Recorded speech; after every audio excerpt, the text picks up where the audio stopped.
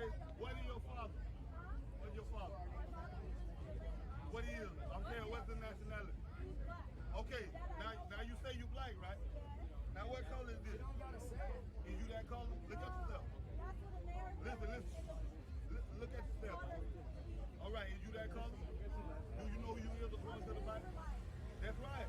You are Israelite. So give me 2 Timothy 2:9. So you're an Israelite, so you got to come back to who you are. Because if you don't come back to who you are, you're going to be destroyed in America just like everyone else that don't repent and come back to who they are. You need to walk in it. You going to walk in the law, statute, commandment? I'm going to give you a commandment right now. Read that down. The book of 1 Timothy chapter 2 verse 9. Come on. In like manner also, right, that women adorn themselves in modest apparel. In what? In modest apparel. Do you know what modest apparel is? That's right. Meaning you need to be covered up. Do you got a husband? A boyfriend?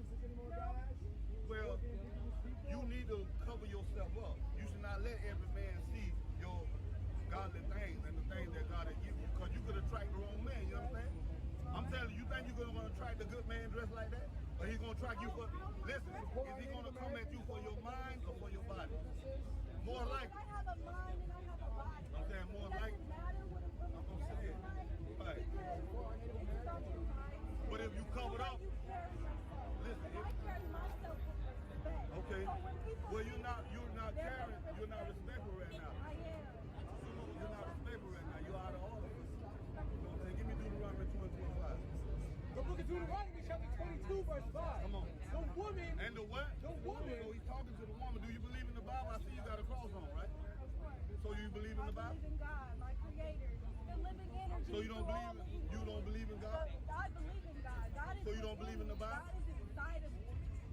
You love God? I love God. You love Christ? God has been Give me John 14:15. Let me see now. We're going to put everything to the test. Okay? You say you love him, right? I do.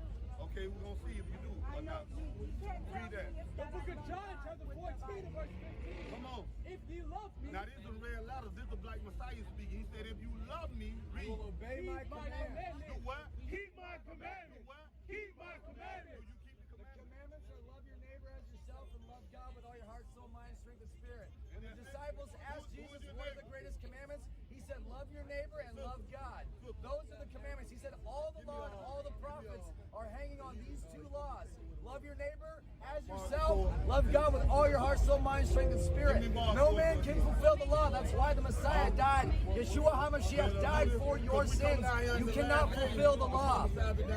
Nobody can. That's why a perfect man had to die for you. You are not under condemnation. You are in Christ Jesus. There is no condemnation. Yahushua HaMashiach does not condemn you. He saved you. He said, Father, forgive them, for they know not what they do. Every rabbi, every priest that said you have to obey the law, he said, what one of you has obeyed the law? None of them have. He died. His blood covers you. It is Yeshua HaMashiach that covers you and your sins. It is not you obeying the law. You're imperfect. We're all sinners. We're all destined for hell. Without Christ, you have no hope. You can't follow a law and earn your way into heaven. But you have to trust God. But he answered and said, this Christ speaking, read. I am not sin. I am not sin. Read. But unto the lost sheep. But unto the lost sheep of who? Of the house of Israel. Of who? Of the house of Israel. Oh, everybody. Of the house of Israel. Only the house of Israel Christ came from. Give me Matthew 10:6. Now, what we need to be trying to find out, who is the house of Israel? What, you Puerto Rican? That's right. Who's your father? Yeah. Huh? I'm saying, who's your father? He Puerto Rican or he Cuban? Okay, you are who your father is according to Numbers 1 and 18, but read that. Matthew 50. The book of Matthew chapter 10 verse 5. Come on. These 12 Yahushua sends forth. For these 12 is the 12 disciples that Christ, he sent them forth. Read. And commanded them, saying. He commanded them, he means he gave them an order. Read. Go not into the way of the Gentiles. Go not into the way of the Gentiles, meaning another nation. Read. And into any city of the Samaritans enter ye not. Enter ye not, but go rather to the lost sheep of the house of Israel. And that's who all Christ came for. He ain't came to save everybody. He came to the lost sheep of the house of Israel. Did you say he didn't come for everybody? Huh? He didn't come for everybody? The Bible says he didn't come for everybody. came for? Huh? Who he came for? The lost sheep of the house of Israel, which is the black, the Hispanic, Native American, the Indian, the Negro, and the Sikh. This is who he came for. These people on this side. And if you walk around, give me Revelation 21 and 12. If you read. And had a wall great and Now high. this is talking about the kingdom of heaven. This is future prophecy. It said it had a wall great and high. Read. And had 12 gates. No, it got one gate. And had 12 gates. It's got 12 gates. Read. And at the gates 12 angels, and names written thereon. And them angels are bouncers like bouncers at the club. The angels are bouncers. Read. And names written thereon. And the names written thereon are what? Which are the names of the 12 tribes of the children of Israel. That's it. It ain't no gate that say Puerto Rican or black on it. You're not getting into the kingdom of heaven if you don't know who you are. And if you don't repent and come out of America. Know what I'm saying? Give me Deuteronomy 20:25. So you got to repent as the children of Israel and come back to who your true nationality is, where God called you. Can I ask you? Huh? Can I ask you a question? Sure. When did you start reading this? When did I start reading this? Well, I came into the truth over 5 years ago. 5 years? Yeah. What made you want to read the Bible and go deep? Well, I used to always want to search of who I am. Right. What my purpose was on earth. You know? So you got to seek out who you are according to the Bible. Give me read that. Jerusalem. Stand everyone and face Jerusalem. Hallelujah. Hallelujah. Hallelujah. Hallelujah. Who's the power? Yahweh's the power. Who's the power? Yahweh's the power. Bahashem. Yahushua. Bahashem. Yahushua. The blessing of the Sabbath. Repeat the Hebrew only. Blessed are you, Yahweh, in the name of Yahushua, that gives to us the Sabbath day and peace. Thank you, so be it. Amen. Amen. Barakatha Yahweh. Barakatha Yahweh. Bahashem. Bahashem. Yahweh Shai. Yahushua. Hawa'ah. Hawa'ah. Lathananawa. HaShabbath. HaShabbath. Bashalom. Shalom. Thawara. Thawara. Thanyan. Thanyan. Amen. The calling of the tribes. Tribes to the east.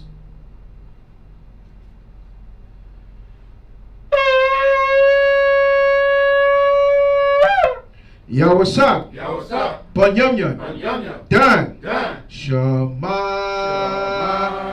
Yasharella. Yasharella. Yahweh. Ahrahyahla. Yahweh. Cut. Saw. Turn. Tribes to the south.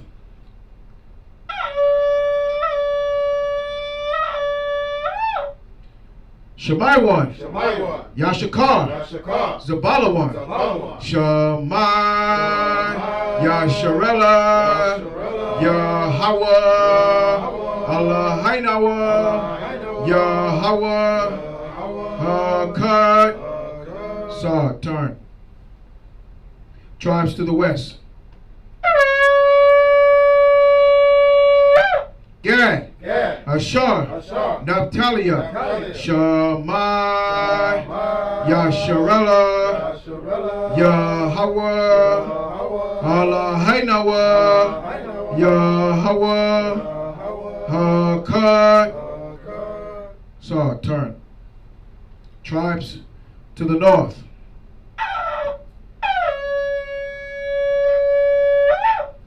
Roban. Yahawada. Loya. Shemai.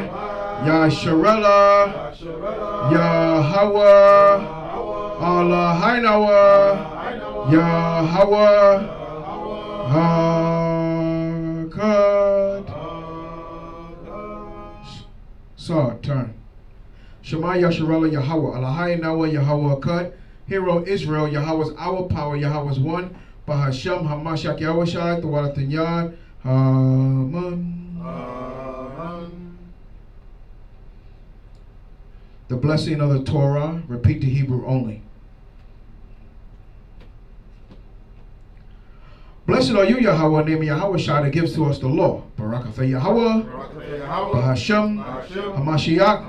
Yahushai. Hawa'ah. Lathananawa. HaTorah.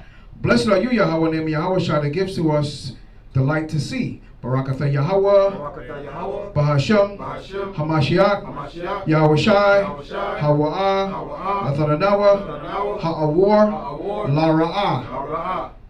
Blessed are you, Yahweh, name Yahushai, that gives to us the ram's horn to call the people. Barakatha Yahweh, Barakatha Yahweh, Bahashem, Bahashem, Hamashiach, Hamashiach, Yahushai, Yahushai, Hawa'ah, Lathanawa, Ha'awar, Ha'ayo, Lakra'ah, Ra'ah, Ha'ayam. Ha'ayam.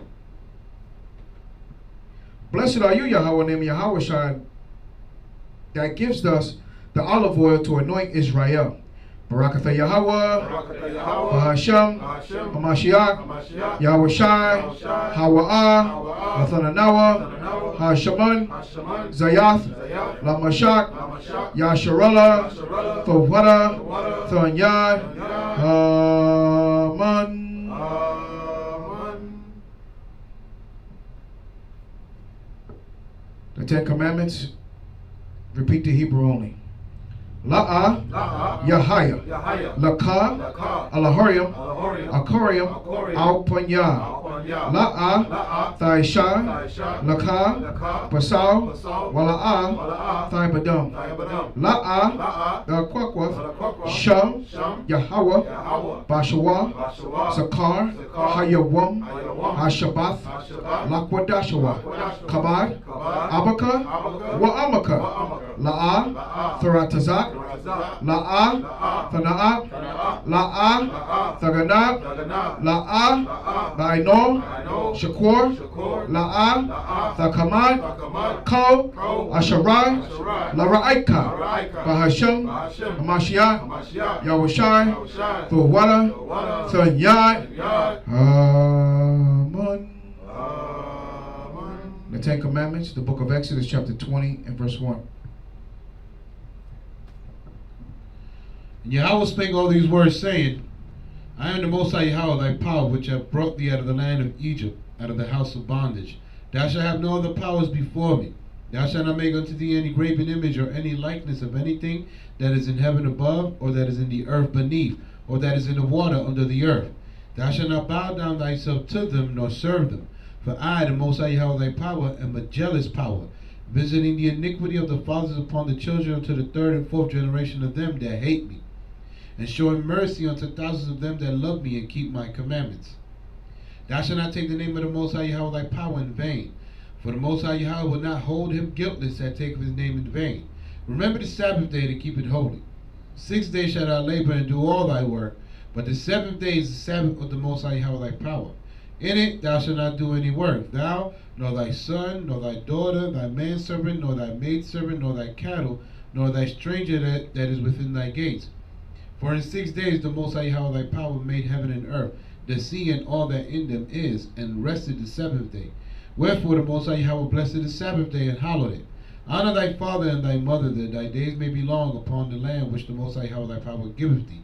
Thou shalt not murder, thou shalt not commit adultery, thou shalt not steal, thou shalt not bear false witness against thy neighbor, thou shalt not covet thy neighbor's house, thou shalt not covet thy neighbor's wife, nor his manservant, nor his maidservant, nor his ox, nor his donkey, nor anything that is thy neighbor's. Bahashem Hamashiach Yahushai, for the water Yad, Aman. Aman. Hallelujah. Hallelujah. Who's the power? Yahweh's the power. Who is the power? Yahweh's the power. Bahashem, Yahushai. Bahashem, Yahushai. the Lord's Prayer in the ancient Hebrew tongue. Repeat the Hebrew only. Habanawa, Abanawa. Shabbat Shemayim, Shabbat Shemayim. Kodash, Kodash. Haya, Haya. Shamka, Shamka. Yahweh, Yahweh. Malak Wathka, Malak Thaba'ah, Taba'ah. Ratazaka, Ratazaka. Haya, Haya. Aisha, Aisha. Baharataza, Baharataza. Ka, Ka. Haya, Haya. Bashamayim, Bashamayim. Athananawa, Athananawa. Lakham, Lakham. Kayawam, Kayawam. Wasalaknawa, Wasalaknawa. Kabawathinawa, Kasalaknawa, Kabawathinawa, Wala'ah, Wala'ah. Thabiyanawa, Thabiyanawa. Panasawan, Messiah one. Abo, Abo. Awashinawa, Awashinawa. Manrai, Manrai. Kaya, Kaya. Laka, Laka. Hamalakwath, Hamalakwath. Wala Allah, Wala'ah. Wala Thiparath, Wala'ah. I will love you. Wala'ah. Bahashem, Bahashem. Mashiach, Mashiach. Yahushai, Yahushai. the water, The water. Thanyad, Thanyad. Amen. Aman. The Lord's Prayer in English, the book of Matthew, chapter 6, verse 9. After this manner therefore pray ye, Our Father which art in heaven, hallowed be thy name. Thy kingdom come, thy will be done in earth as it is in heaven. Give us this day our daily bread, and forgive us our debts as we forgive our debtors. And lead us not into temptation, but deliver us from evil. For thine is the kingdom and the power and the glory forever. Amen. For if ye forgive men their trespasses, your heavenly Father will also forgive you.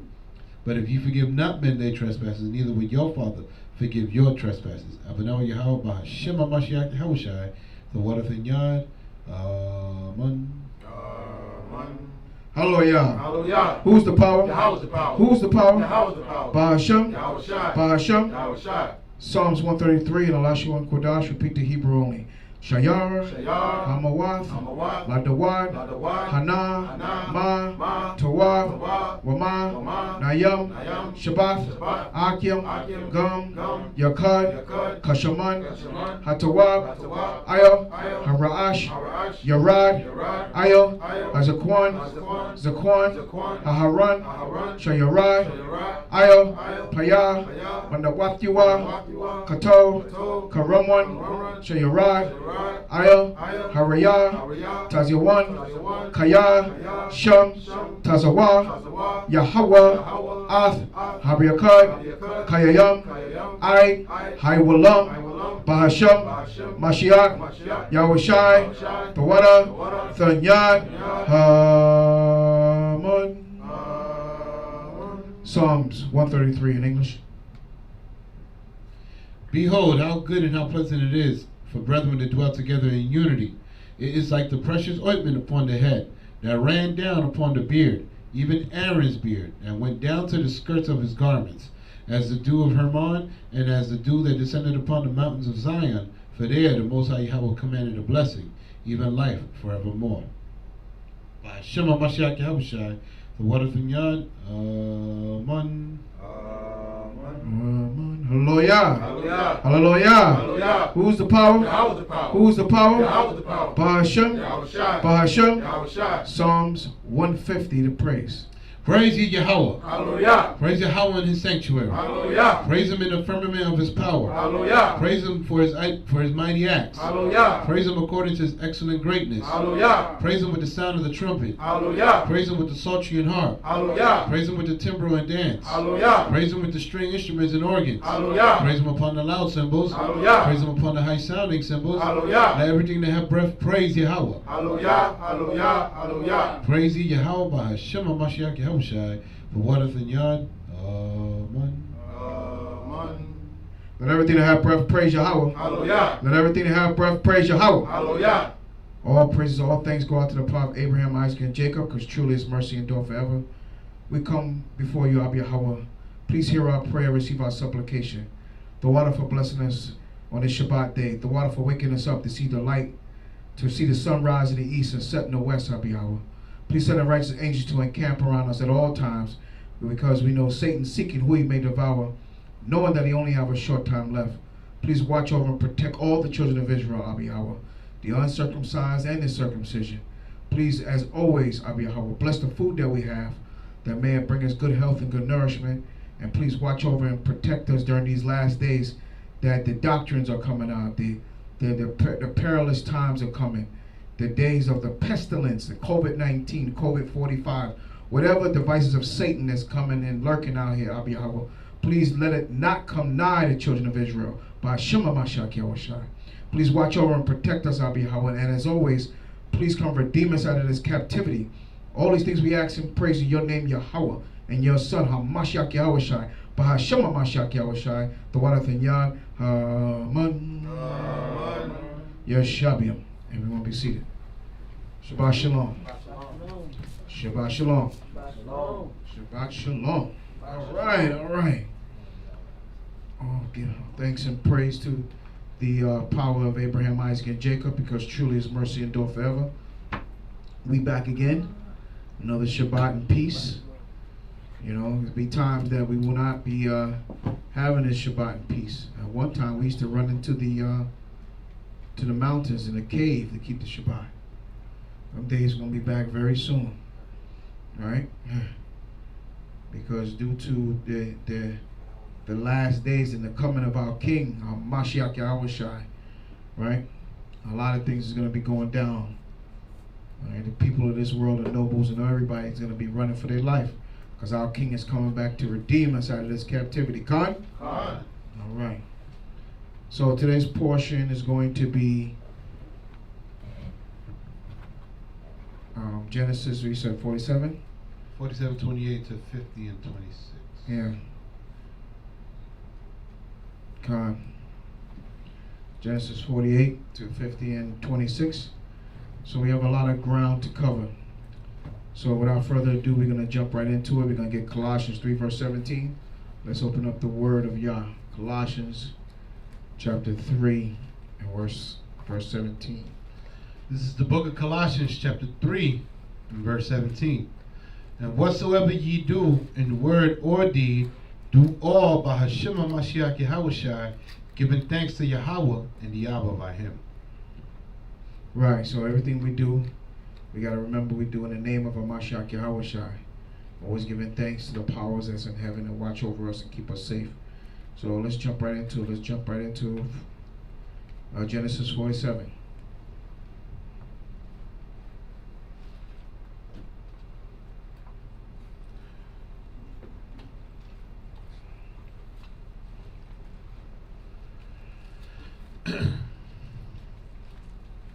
This is the book of Genesis.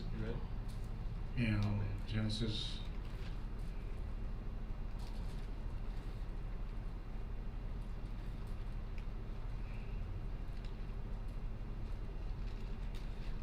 Go ahead. This is the book of Genesis, chapter 47, verse 28. And Jacob lived in the land of Egypt 17 years. So the whole age of Jacob was 147 years. Right. So Jacob lived a good long life, 147 years old. Right. Go ahead. And the time drew nigh that Israel must die. And he called his son Joseph, and said unto him, If now I have found grace in thy sight, put, I pray thee, thy hand under my thigh, and deal kindly and truly with me. Bury me not, I pray thee, in Egypt. So Jacob was about to give up the spirit, and he called his son. And what it was a custom at this time that they would, hear their last words, and they would grab their thigh. If you remember, this happened before with who? Jacob. No, before Jacob. This happened before with the grabbing of the thigh. Who did that? Anybody remember? Right, that was with the servant and Abraham, when he's made him promise to find a wife for Isaac, right? So this was a custom that we did. You grab another thigh, and you made an oath with the man that was passing. Abraham was about to pass. He said, "Please find a woman for my son, a wife for him, and not a wife of the Canaanites." Right? He made sure not to find a wife of the Canaanites. Shabbat Shalom. Right? So that was very important. Here now Jacob is saying, listen, I'm going to die and I need you to bury me, but not in Egypt. Right? He doesn't want his burial to be in Egypt. He wants to be, where the promise is. Right? Well, let me not give it away. Go ahead, read on. Sorry. Go ahead. Read verse 29 again. This is the book of Genesis, chapter 47, verse 29. And the time drew nigh that Israel must die. And he called his son Joseph, and said unto Joseph, If now I have found grace in thy sight, put, I pray thee, thy hand under my thigh, and deal kindly and truly with me. Bury me not, I pray thee, in Egypt. But I will lie with my fathers, and thou shalt carry me out of Egypt, and bury me in their burying place. And he said, I will do as thou hast said. Right. And he said, Swear unto me. And he sware unto him. And Israel bowed himself upon the bed's head. Right. So, as you see, he said, but I will lie with my fathers, and thou shalt carry me out of Egypt, and bury me in their burying place. See, at one point this is what we had. We had a burying place for our dead, right? We didn't just say, well, okay, you gone, throw you over here and throw your body over here, right? We had a place where we were buried. Like when, as you read along, even when Isaac passed and Rebecca passed, these people, they had a burying place, and they were buried like the husband and wife next to each other. This is a custom that we have for many years, right? And we going into the beginning. This is the history of this is the reason why you see when the last funeral that we had a burying place, and we did the burial, right? Because this is what we did. According to Torah, we bury our own. Everybody understand that? All right? If something happened to me, then y'all need to throw the dirt on me. You put me in a pine box. This is the custom of the Hebrews, all right? You're wrapped in white linen and you were put into the ground. So as Jacob is saying here, he does not want to be like buried here in Egypt. He wants to be buried in the burying place with the forefathers. Everybody got that? All right. So even when after the prophecy is fulfilled and they get out of Egypt, they have to go and get Jacob now, because that's what he wanted. Everybody understand that? That was his dying wish, that that he be buried in the place where he wants, the burying place. All right. So there's something that's very important that during these last days, if something happened to you, you would want, and I said this before, you would want something written down to say where you want to be buried at, right? Or where you want your services to be conducted at. Right? This is something that's very important, because your family might get you and put you in the Baptist church with Caesar Borgia's behind your back. I don't want you twisted in the grave and you're not asleep, huh? Put your shave off your beard and put you in a 3-piece suit. So, huh? Yeah, well, sometimes you can't prevent these things. You get buried certain places, but certain family members, they have like this burial place. A lot of family people in the South, they normally have these things set up to where like the uncle passed, the father passed, and and one of the children may pass, and they have a place where they put all the family at. So it'll be good to have something like that. That'll be great if you can do it. That's great. But at least if something happened to you, we know exactly what to do. Everybody got that? All right, because that's very important. Because we don't have a say-so here, right? Unless you have something written down. So if you want something like that, the chief minister and the elder priest, chief Kahan, he can, you can type up something, he can notarize it, and that will be something to hold on to. So if something happened to you, we know exactly what to do. Everybody got that? And nobody can, go against that, because that's your last testament. Your last will and testament. All right? So that's something we all need to do. Okay, just in case. Because you never know. I mean, we are not promised tomorrow. Everybody got that? And if something happened to you, I hate to be, I'll say my goodbyes, but I hate to go in that Catholic church and see Caesar Borgia's and the Pope up there. So, but if I have to come see you there, I guess I gotta come see you. So we're going into Genesis 48, all right? Genesis 48. Okay. This is the book of Genesis, chapter 48, verse 1. Right. We have a lot of information here, so we're gonna touch on a few things. You'll see. We'll stop and pull some precepts here and there, but we'll try to get through it. Genesis 48, verse 1. Read that. And it came to pass after these things that one told Joseph, Behold, thy father is sick. And he took with him his 2 sons, Manasseh and Ephraim. And one told Jacob and said, Behold, thy son Joseph cometh unto thee. And Israel strengthened himself and sat upon the bed. And Jacob said unto Joseph, Yahweh Almighty appeared unto me at Luz in the land of Canaan, and blessed me, and said unto me, Behold, I will make thee fruitful, and multiply thee, and I will make of thee a multitude of people, and will give this land to thy seed after thee for an everlasting possession. And now thy 2 sons, Ephraim and Manasseh, which were born unto thee in the land of Egypt, before I came unto thee into Egypt, are mine. As Reuben and Simeon, they shall be mine.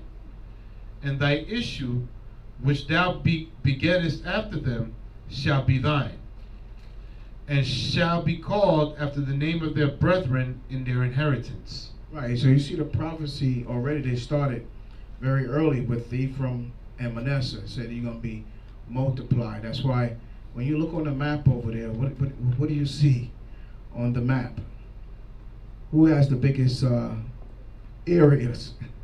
As you see, Manasseh has a big area, right? Because because you said that's the prophecy that is going to be a lot of them, right? That's it's part of their prophecy. They're going to be fruitful and they're going to multiply. As you can see, the northern tribe, these guys, they don't play around. The cable doesn't work anymore. There's no cable TV in the house. So, multiple children come out of there. Once they start, you see one come out, one little one running, and you see her pushing the carriage with another, and the baby, and she got one in the belly. So this is how they roll, right? This is the spirit of Yah. He put that on them, right? They're gonna multiply. There's gonna be a lot of them. Read on. Verse 7. Uh-huh. And as for me, when I came from Padan, Rachel died. And as for me, when I came from Padan, Rachel died by me in the land of Canaan in the way, when yet there was but a little way to come unto Ephrath. And I buried her there in the way of Ephrath. The same is Bethlehem. Right. Bethlehem. Right, Bethlehem. Right. God. I just wanted to point out before we continue that when Jacob said that now thy 2 sons, Ephraim and Manasseh, are mine, he's basically telling you that these are going to be considered, tribes. They're his grandchildren, but they're a part of the tribes. They are as mine. And then he said, and thy issue, the word for issue, I got a footnote saying it's offspring, which thou begettest after them, which are born to you, shall be thine. So it's like, how can you put it? So his grandchildren are really his first sons.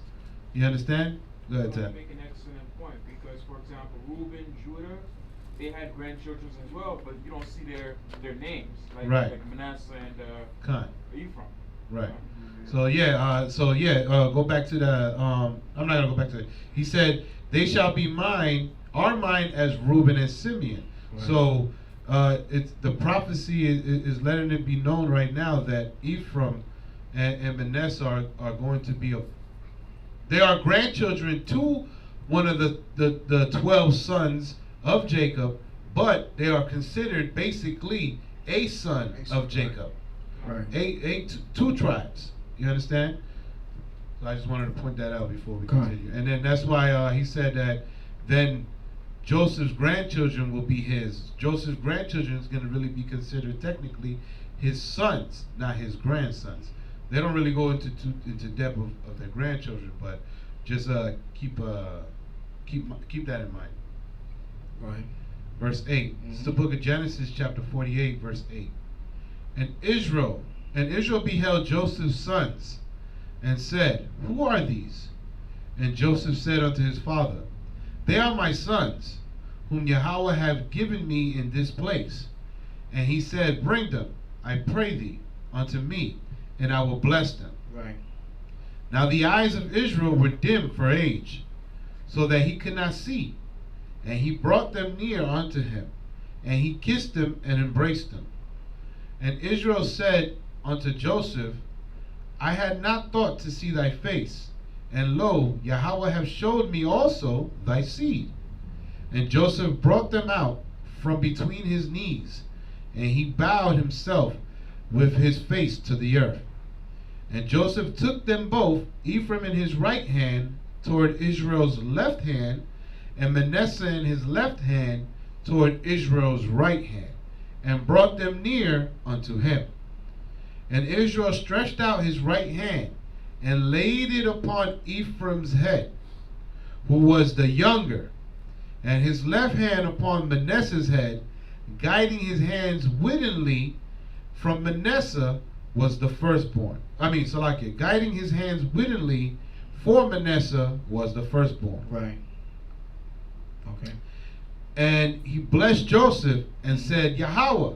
And he blessed Joseph and said, Yahweh, power, before whom my fathers Abraham and Isaac did walk, the power which fed me all my life long until this day, the angel which redeemed me from all evil, bless the lads, and let my name be named on them, and the name of my fathers Abraham and Isaac, and let them grow into a multitude in the midst of the earth.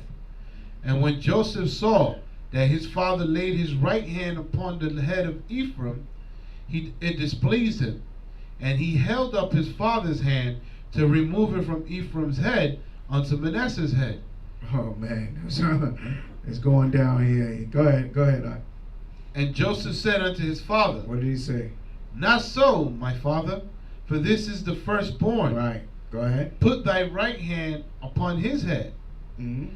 And his father refused, and said, I know it, my son. That's right. I know it. He also shall become a people, right, and he also shall be great, right, but truly his younger brother shall be greater than he, right, and his seed shall become a multitude of nations. Right. And that's why he did that, because the Spirit told him, told him that Ephraim was going to be that head tribe. And even still to this day, because of this prophecy, as you read on in the history of Israel, every time they mention the northern tribe, who do they mention? They mention Ephraim. The southern kingdom. Right. I'm sorry, the northern. I'm sorry. Northern kingdom is the southern kingdom. Southern. I'm thinking about South America. Right. Right. So when they mention the northern kingdom, they always mention who? Ephraim.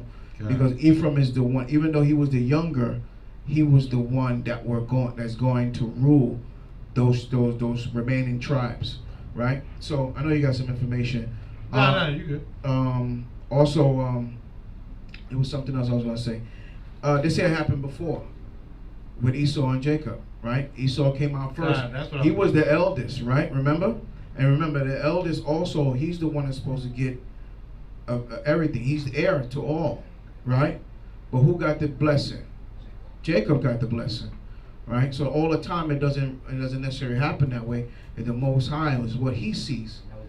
That's his spirit. You're right. When he see that, he knew that, Jacob is going to be the one, right? Ephraim is going to be the one to lead.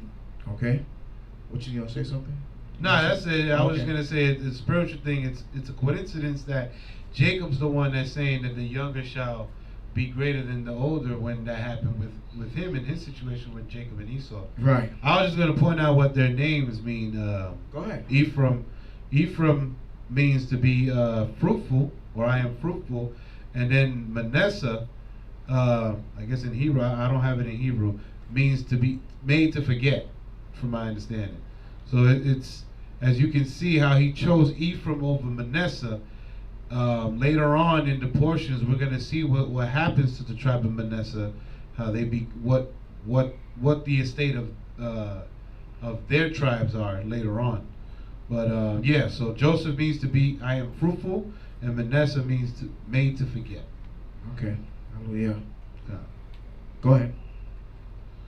Verse 20. Mm-hmm. My beard keep getting stuck. Mm-hmm. And he blessed, the book of Genesis chapter 48 verse 20.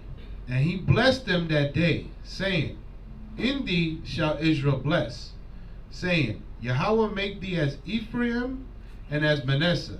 He set Ephraim before Manasseh. Mm-hmm. Verse 21. And Israel said unto Joseph, Behold, I die, but Yahweh shall be with you, and bring you again unto the land of your fathers. Right, so he gave him a prophecy also, that, I'm going to leave here, but you know what? The Most High is going to deliver you to the land of your fathers.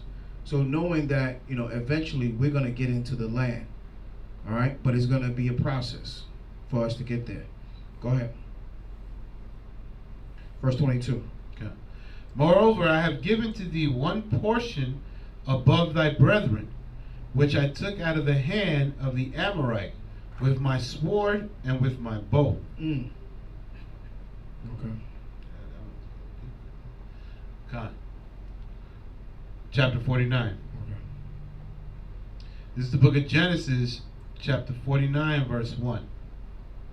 And Jacob called unto his sons, and said, Gather yourselves together, that I may tell you that which shall befall you in the last days.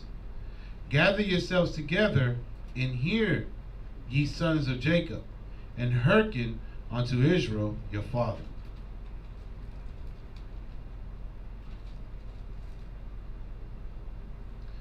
So what's going on now? Before Jacob passed away, he gathered his children, the 12 sons, to give a prophecy and also to give blessings to them at the same time before his passing. Verse 3. Reuben, thou art my firstborn, my might, and the beginning of my strength, the excellency of dignity and the excellency of power. Unstable as water, thou shalt not excel, because thou wentest up to thy father's bed, then defiledest thou it. He went up to my couch. So why? Well, what exactly did Reuben do that was considered defiled? God. And what sin is that? How is that breaking the law? God. Well, yeah, that's. God. No, I mean they both correct statements. God. So, man, there's a lot of stuff here. Go ahead. Okay. So let's break down this verse, precept upon precept. All right. So Reuben, thou art my firstborn, my might, and the beginning of my strength. Jacob was letting Reuben know that being the firstborn was a blessing, because all the strength, power, and wealth that a man had would have been given to his firstborn according to the traditions of the Hebrew Israelites. Alright? The excellency of dignity and the excellency of power. So the excellency of dignity, who do we consider today to be the tribe of Reuben? Seminole Indians. Khan. Right. According to wisdom, knowledge, and understanding of Genesis 49, Deuteronomy 33, and the curses in Deuteronomy 28, the tribe of Reuben, Right. consists of the Seminole Indians. All right. And the Reubenites were known also to wear what you call like the mitri, like with something like what I have on. Khan, I'm about to bring that up. Oh, you about to bring? I'm sorry. Khan, no, it's the Go spirit. ahead. So the excellency of the Right. dignity. Mhm. When we examine the Seminole Indians, they possess this quality of nobility in their dress code, like Minister is just bringing out right now. They wore mitris, unlike the war bonnets of their brothers, the North American Indians, and garments of excellent design. Right. Man, I got books here. I mean, I wish we could have put it on the pictures, but I got books, 2 books of how they dressed, and you see the excellence of their dignity. Mhm. The mitri was to be worn by the priests of the nation of Israel, Right. who were held in high esteem because they were chosen to do the service of the Most High. Reuben was indeed noble and honorable also in their pride for their nation. So, so that's one way how to see the characteristics of the Seminole Indians when we examine them. They wore the mitris, right? What else we got here? I don't think I need to go into that. Maybe Bayath can pull up what they look. I don't know. I don't think because of the software we're using right now. Oh, okay. We will be we'll be able to see it, but the people online. Oh, the people online won't be able to see it. I don't think they'll be able to see it. Okay. Well, I'll keep reading. I got some more information for you guys here. Okay. So when the so-called white man, say that? Yeah. Yeah. You know, we ain't trying to get flagged no more. So when the so-called white man got the 5 civilized Indian nations to participate in the enslavement of the Negroes, who we consider the tribe of Judah, the Seminole Indians, the tribe of Reuben, was the only tribe to resist these demands. Right. Instead of enslaving their brothers, they made them leaders and gave their daughters to them in marriage. That's a characteristic of excellency and dignity. Oh, there we go. There we go. That's it right there. Hallelujah, my captain, my beloved captain. Come on. Yeah, that's it. That's what they wore. So that's see, back then they just gonna have a lot of art depictions, right? And they color it in, or black and white pictures. Right. We have a movie here, and I keep saying it. I know I said I did the family day. Now we're gonna do the movie day. It's gonna be what do you call a movie called A Tale of Tears. Trail of Tears. That's what it's called. I have the movie. I believe it's still here. You watch the movie, you'll see a lot of the Reubenites in there. They have the headdress on. They have the Dimitri on, like what I have on, and you'll see one of them was very popular. I forgot his name. That might be him right there. Was it Osceola? Something like that. Osceola, right? He was very, very popular, you know, in that tribe who fought tooth and nail with Esau. All right. He stood for his nation. He stood for his people. And he stood for the power of Abraham, Isaac, and Jacob. So, and he wore his headdress. So that looked like that might be him, like that. So, you know, these guys knew who they were, right? And they spoke Hebrew. Okay, which is very important. That's why I'm asking. You know, as we read along, I know I was just gonna bring out some more literature, some more information that we have on the tribes. Everybody understand that? Con. Okay. So I might read, I might pick it up, and then I'll read it. He could give you a little bit more understanding. We have everything written down in the PDF, so we have stuff to give you more understanding. And of course, there he goes, right there. There's the leader, right? Osceola, right? This guy was no joke. This guy was a real Reubenite right here. He was no joke. He was not playing around. That's somebody to play around with, you know. So some good history on him.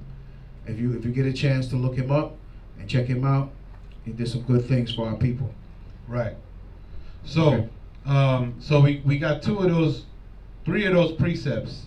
So, Reuben, you are my might and the beginning of my strength, because he is the firstborn of the 12 tribes of Israel, of the 12 sons of Jacob. The excellency of dignity, the characteristics of the Seminole, when we examine the Seminole Indians, the Mitris, also how they resisted the demands of the so-called white man of putting the American Negroes into slavery as well. They was trying to have the Seminole Indians work with them, and they said, hell no, we're going to have our brothers live with us. I mean, you know, I don't know if they knew they was, you know, Israelites, but they said, nah, it was the spirit of Yah that you're gonna dwell amongst us, you're gonna marry our daughters, and you're gonna become part of our tribe. That's why you have a lot of so-called black natives in the state of Florida in America. You know what I'm saying? Everybody else put some. You're not getting it on your screen, no? Okay. I did. He did something. I did see it here on the YouTube. I don't know how he did it. I think you transitioned Bayath, and I did see it here when he showed that last picture. So that was pretty cool. Huh? Okay. Yeah, they go to Black Seminoles. I can't see this one though. Okay. I'm not sure what happened. Okay. So,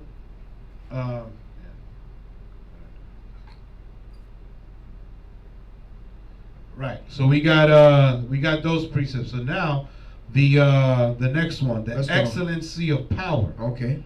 So what's going on with this?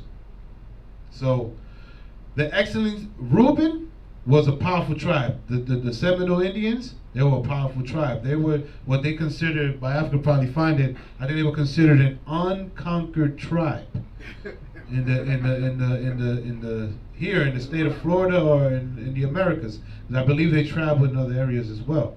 So here's some history. Ponce de Leon, found out about this power, about the Seminole Indians. He was killed by a poisoned dart in a battle against the Calusa Seminoles. The so-called white man could not bend Reuben. The Seminole tribes, he couldn't destroy them. That's why that Osceola, he was tricked. The Seminole Indians were tricked into this peace treaty, and that's how they was able to overcome. But also when you read the prophecy in Deuteronomy 33, I think over here, the next verse, that it was supposed to happen. They wasn't supposed to be unconquerable for the rest of their lives. According to this prophecy, they were supposed to go down. So they couldn't bend because of their pride and honor, and which led to brutal warfare. If you look, if he had the Seminole Indian Wars were one of the bloodiest wars that the so-called white man had experienced with the American Indians, because they're Seminole Indians, but they all considered American Indians. Many wars were fought and many lives lost. Because of their dignity, the Seminoles never willingly signed a peace treaty with the so-called white man. They were tricked into signing one treaty when they themselves broke. They was losing men. They started losing territory. Esau had guns. These guys had guns and rifles. These guys were still with arrows and spears and axes, and he killed a man with a poison dart. Right. You know what I'm saying? Esau had to bring the guns out. So, even though, Esau brought the guns out, another way how he also won is when he brought that cannon out.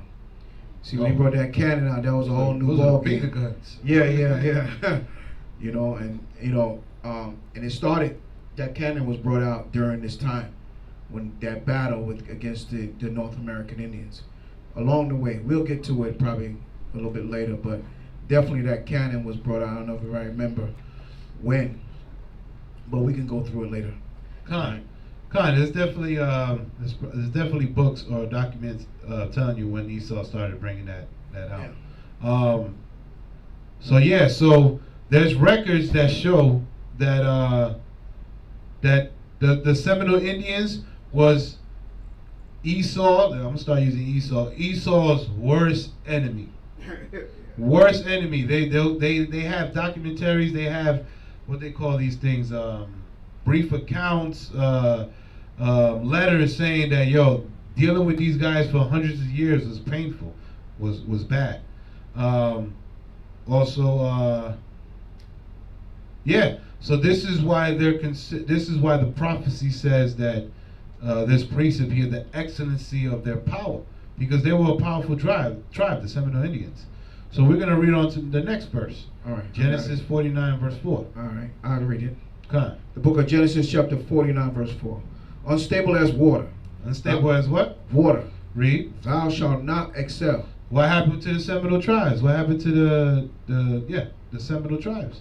They got tricked into agreeing that peace treaty. They was the unconquerable tribe, and let the so-called white man trick them. Why? Because that was part of the Most High's prophecy anyway.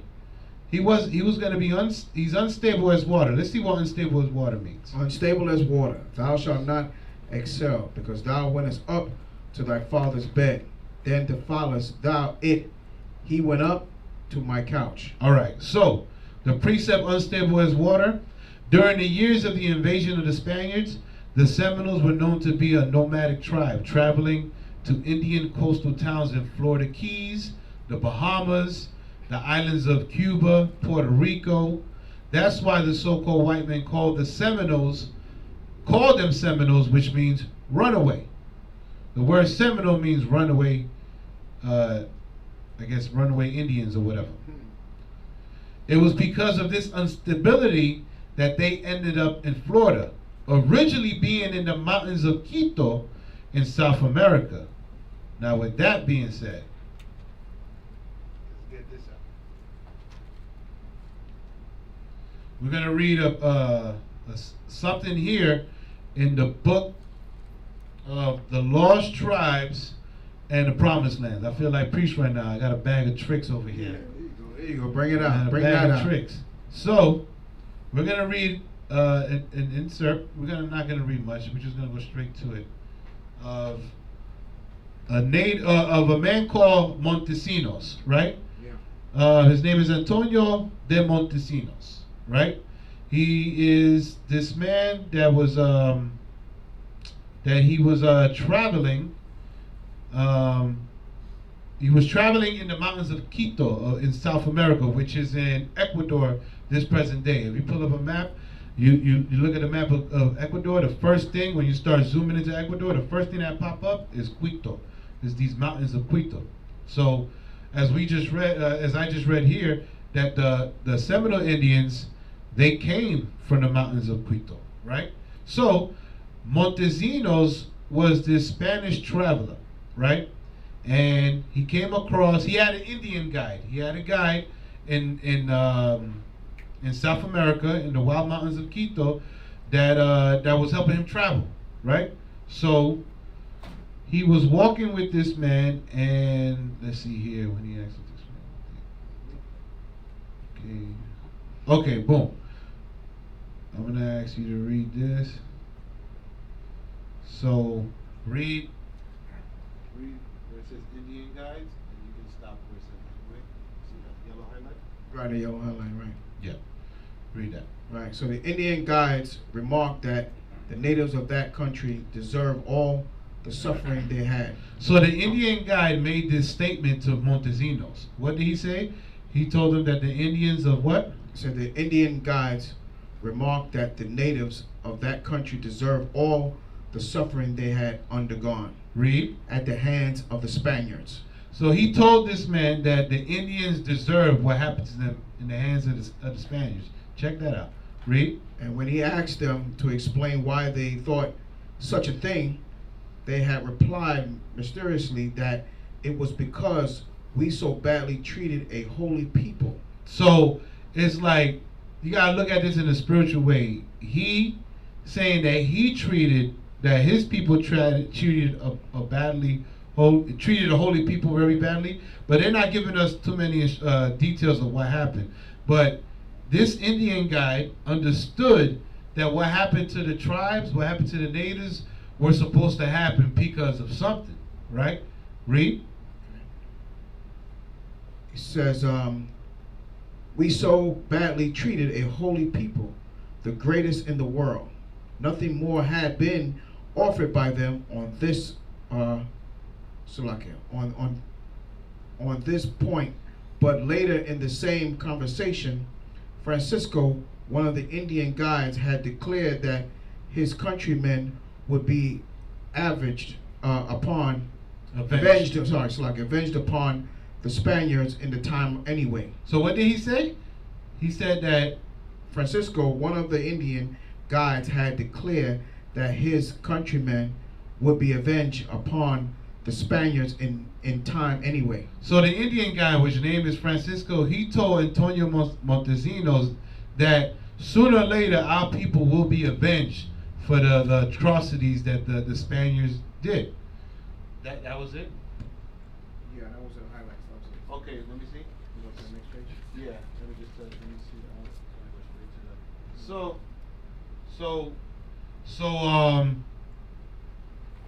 So later on, this man Antonio Montesinos left the country of South America and went, I think, back to Spain or something.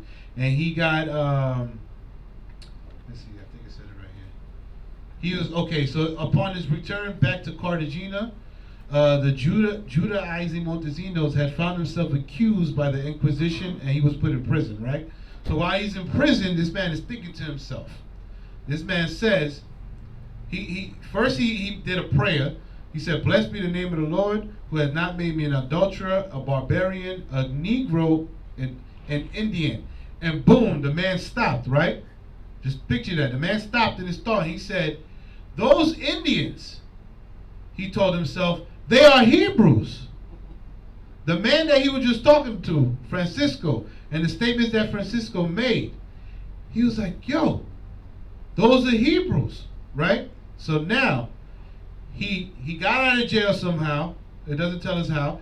And then he wanted to go and research this. He wanted to go find out. So he went back to the mountains of Quito, back to find that guy, and he was like, "Yo, bring me to these people. Bring me to those Indians." So they did that, and they came across these 3 Indians and a woman. And when he came across them, this is what they told him.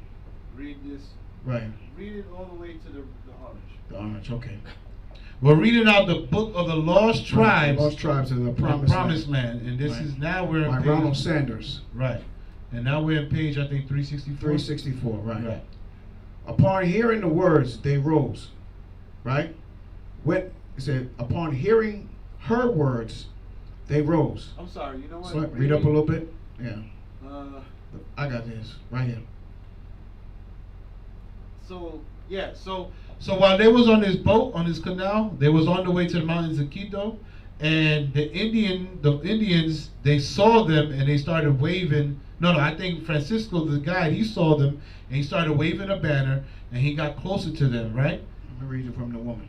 And then, read it Right. from the So it said, the woman got off and spoke to Francisco in the Indian tongue that Montesinos could not understand, although he could perceive that he was being identified in the conversation. So the guide, he approached this woman, and they were speaking in Indian tongue, and Montesinos, the Spanish explorer, well, they call him the Spanish explorer. His race, I think, is I can't figure out what his race is, but he considered himself to be Hebrew, a Sephardic Jew. He was saying that these Indians are the same race of me, so he's possibly an Israelite for all we know.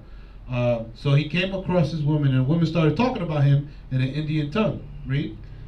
She then turned to her male companions to explain the situation. So she turned to the other 3 Indian men that was with her. Read. Right? And upon hearing her words, they rose, went over to Montesinos, and to his utter astonishment said, Stop. So she spoke to the 3 men. She told them what was going down. They turned around, and this is what the 4 people said: the woman and the 3 men. What they say? Shema Yasharallah, Ahrahyahla, Yahweh Akkad. Hear, O Israel, the Lord our power, the Lord is one. These indigenous men from the mountains of Quito, Shema Yasharallah, Ahrahyahla, Yahweh Akkad. Right. Right? They just gave the Israelite credo, right? That's what right. it's called. That's what they call the Israelite. They just prayed, or they announced, they screamed the Israelite credo to this man Antonio Montesinos. Let me read this end. He said, they had recited in the Hebrew the fundamental credo of Judaism. Right. So I mean, by process of elimination, right there so far, we could be like, damn, these Indians knew Hebrew. You know what I'm saying? They did this. They did the Hebrew prayer. You understand? So now, which I haven't done too much reading, I need to do more. I wonder why they said that to Montesinos, because they probably realized that he's a brother and just like saluted him or something. You know, if we see each other, we say Yahweh Hashem Barakatah. This was part of their salute. You know what I mean? Like, this man's trying to, because when you read earlier, Montesinos said, I need to find out the truth. I need to find out if these Indians are Hebrews. So now, let me read on. Continue reading. And a brief conversation then ensured in their common ancestral tongue, according to Montesinos, whose fluence in it is almost as perplexing to the reader of his narrative as is that of this 3 mysterious new companions. They told him that they were themselves of the tribe of Reuben. They told him what? They told him that they themselves of the tribe of Reuben. So Reuben, the prophecy said Reuben is unstable as water. This man was this tribe was traveling everywhere, and we understood from the information that I read to you that they came from the mountains of Quito to the Americas. And I got to find out what timeline this is, but here these Indians that he came across told him that they was of the tribe of Reuben. Let me read it again. And they told him that they were themselves of the tribe of Reuben, and that the tribe of Joseph lived on an island nearby. And that the tribe of Joseph lived on an island nearby. Yes, Captain. God, just to note that this is before they've seen anything called Holy Bible. Right. This is before anything, any type of indoctrination. They ain't have Genesis 49 breakdown. Exactly. They ain't have the 12 tribe chart. Exactly. Right. These are things that they knew, that they had passed down to them. These were their traditions. Right. Right. This white was man had to before teach them. One West. No white man had to teach them Right. anything. All right. Right. Hallelujah. Great point. So, and what he said that and that the tribe of Joseph lived on an island nearby. When you look at the map and you see Ecuador, on top of Ecuador, the Caribbean islands, you got Puerto Rico up there. I mean, I don't consider that to be a nearby island. I feel like you got a way to go. You got to go around Brazil, I believe, and some other countries. But the tribe of Joseph was probably, we got to understand, we scattered amongst the world. So we was probably traveling on a constant basis, but that tribe that was nearby, they claimed that they were the tribe of Joseph. You understand? Mm-hmm. So, so all praise to the Most High. Hallelujah. We're gonna move on because that was only one tribe. I mean, I'm telling you, Right, we're yeah, gonna be here till the break of dawn. It's a lot of information. We just want to bring out some. And I'm gonna skip this. I was about to. No. We gotta go to the next. So We only did one. We got 11 more to go. So, Yeah. right. So we have a lot of information. We have all this documented. These books. I've read a lot of bits and pieces. I scanned this book. You know, this book seemed to be, you know, on point with a lot of things. And this book was brought out many, many years ago, right? And just keep in mind what Captain Bayath said. This Yeah. was before. Right. A lot of people be like, that 12 tribe chart is wrong. Yeah. This information been Right. here for the longest. That book is very old. It's before, like he brought out earlier, before the 12 tribe chart. Okay? So this is not something we making up. Right. Right? So this is the book that's been around a long time. I went to research it to try to get it. This is a copy of it, but to get the original book, the hardcover, it's anywhere between $800 and $1,200. Yeah, they charge them. Right, and the reason why Esau does that, because he know that, you know, a Negro is not going to spend that money on a book. He'll buy rims first, right? Or buy his girlfriend a diamond ring. So he's not going to spend that kind of money on a book. So with that, we're going to move on, because like I said, we got a lot more to go. We're going to try to touch on some tribes, and then we're going to, yes? The price Captain. did come down. The price did come down? Yeah, because it went back in reprint. Oh, it went back into reprint. Yeah. Okay. Yeah, because I know at one point I was looking to get it myself, and it was $1,200. That's the most I've seen it for. So, you know, like the captain said, it went into reprint. So we're going to move on to verse 5, Genesis 49 and 5. It says, Simeon, right, and Levi are brethren. Instruments of cruelty are in their habitation. Why is Jacob over here pointing this out? Why are Simeon and Levi instruments of cruelty? What happened in the past, in the prior portions? Anybody remember? Yes, Paul, right? Apostle. It has something to do with a sister. I forgot. Khan. But I think Simeon and Levi teamed up and killed the whole village. Khan. So the sister Dinah. Was it Right. Dinah? Right. Yes, Dinah. Dinah. Yes. So, they got together. It was all the brothers that got together. It's just Simeon and Levi were the ones that did the hard work. They got their hands bloody. But they all got together. Jacob told them not to do it,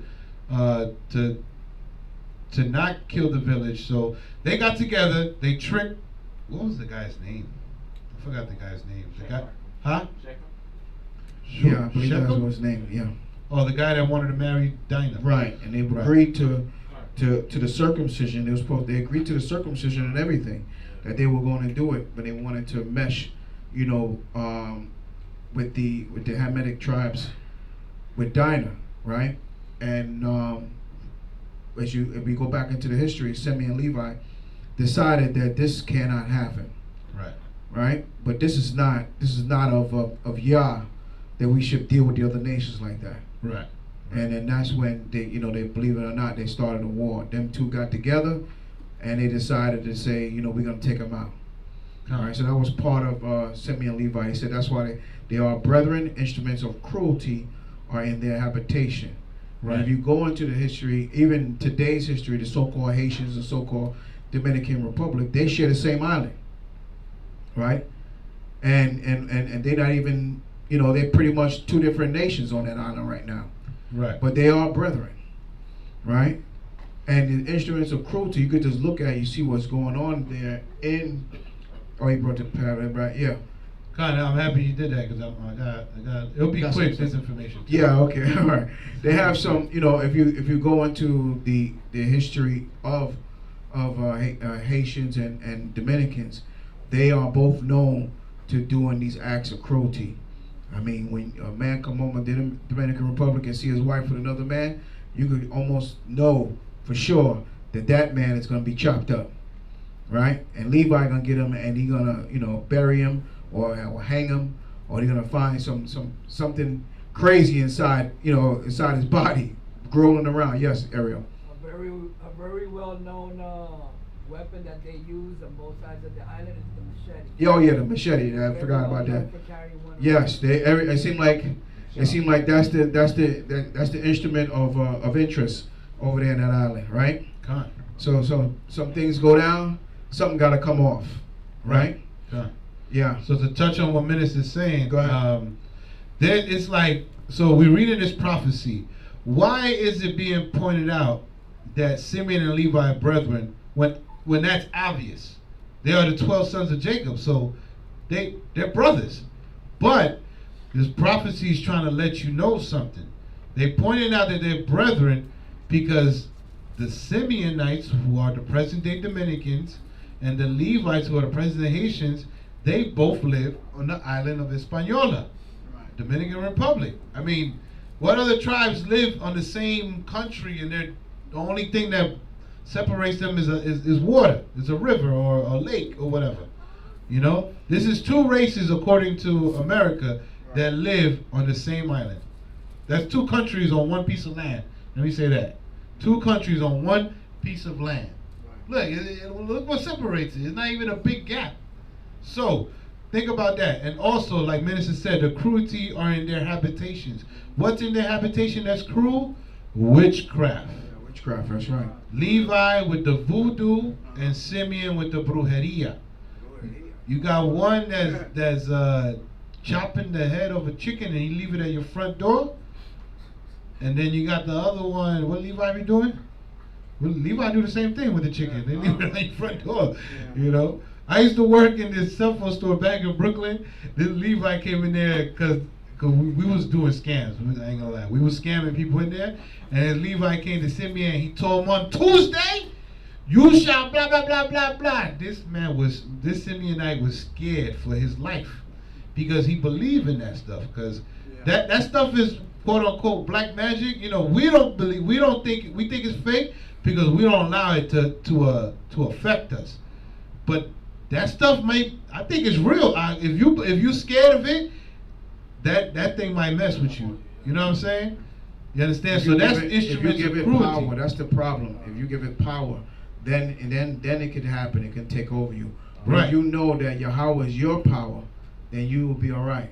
Right? Don't you know who your power is? Good. But these are the things that both sides, they both do. They just have different names for it, but it's the same demon.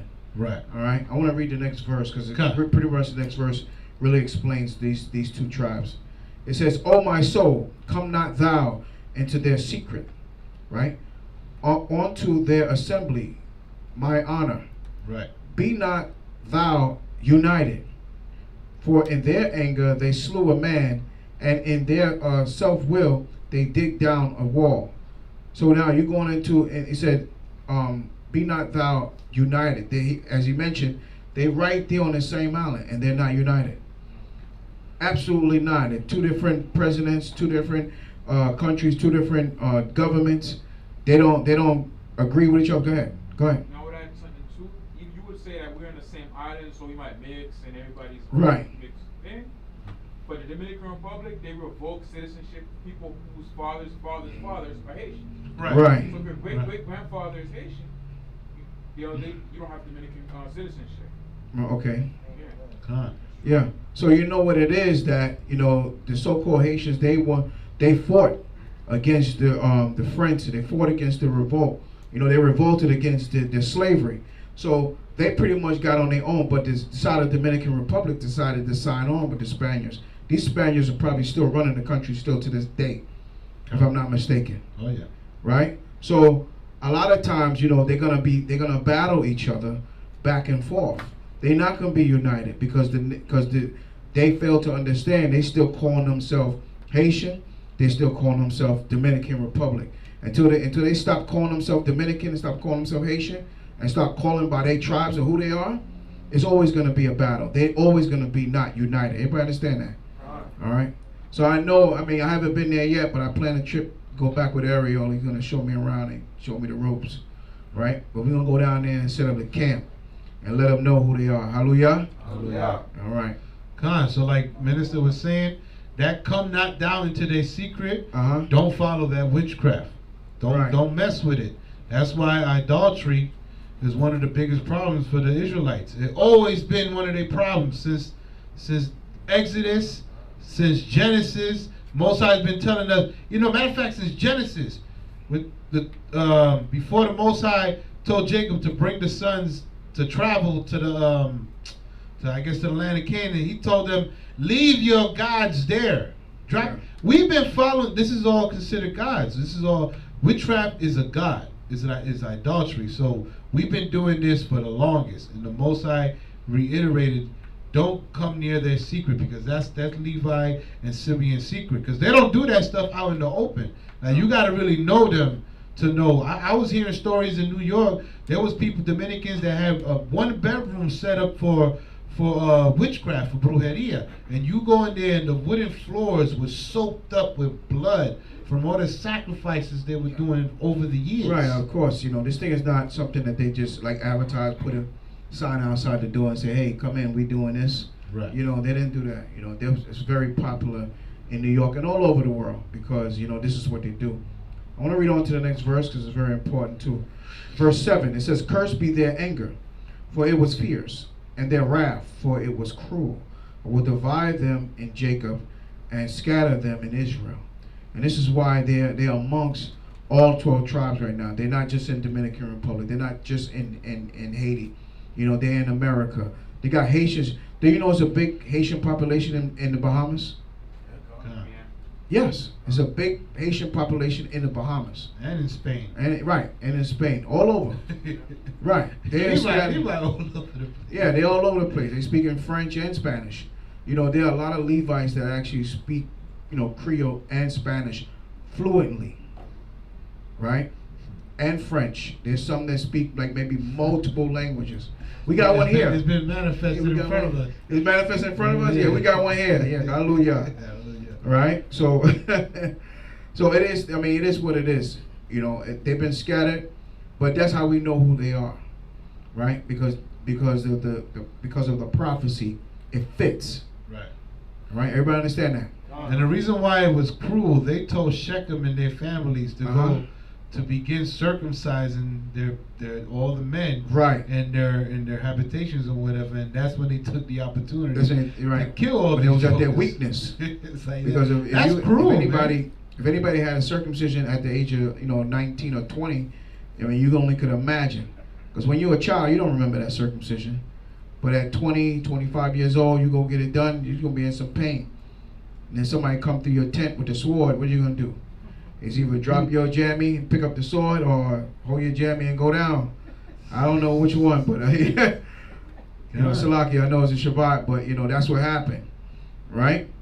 So they got them at their veil when they were they were vulnerable. Right, their most vulnerable point. Right. So that story, think about that story, right? Now I'm gonna bring up this. I'm gonna read it. We'll bring up this history.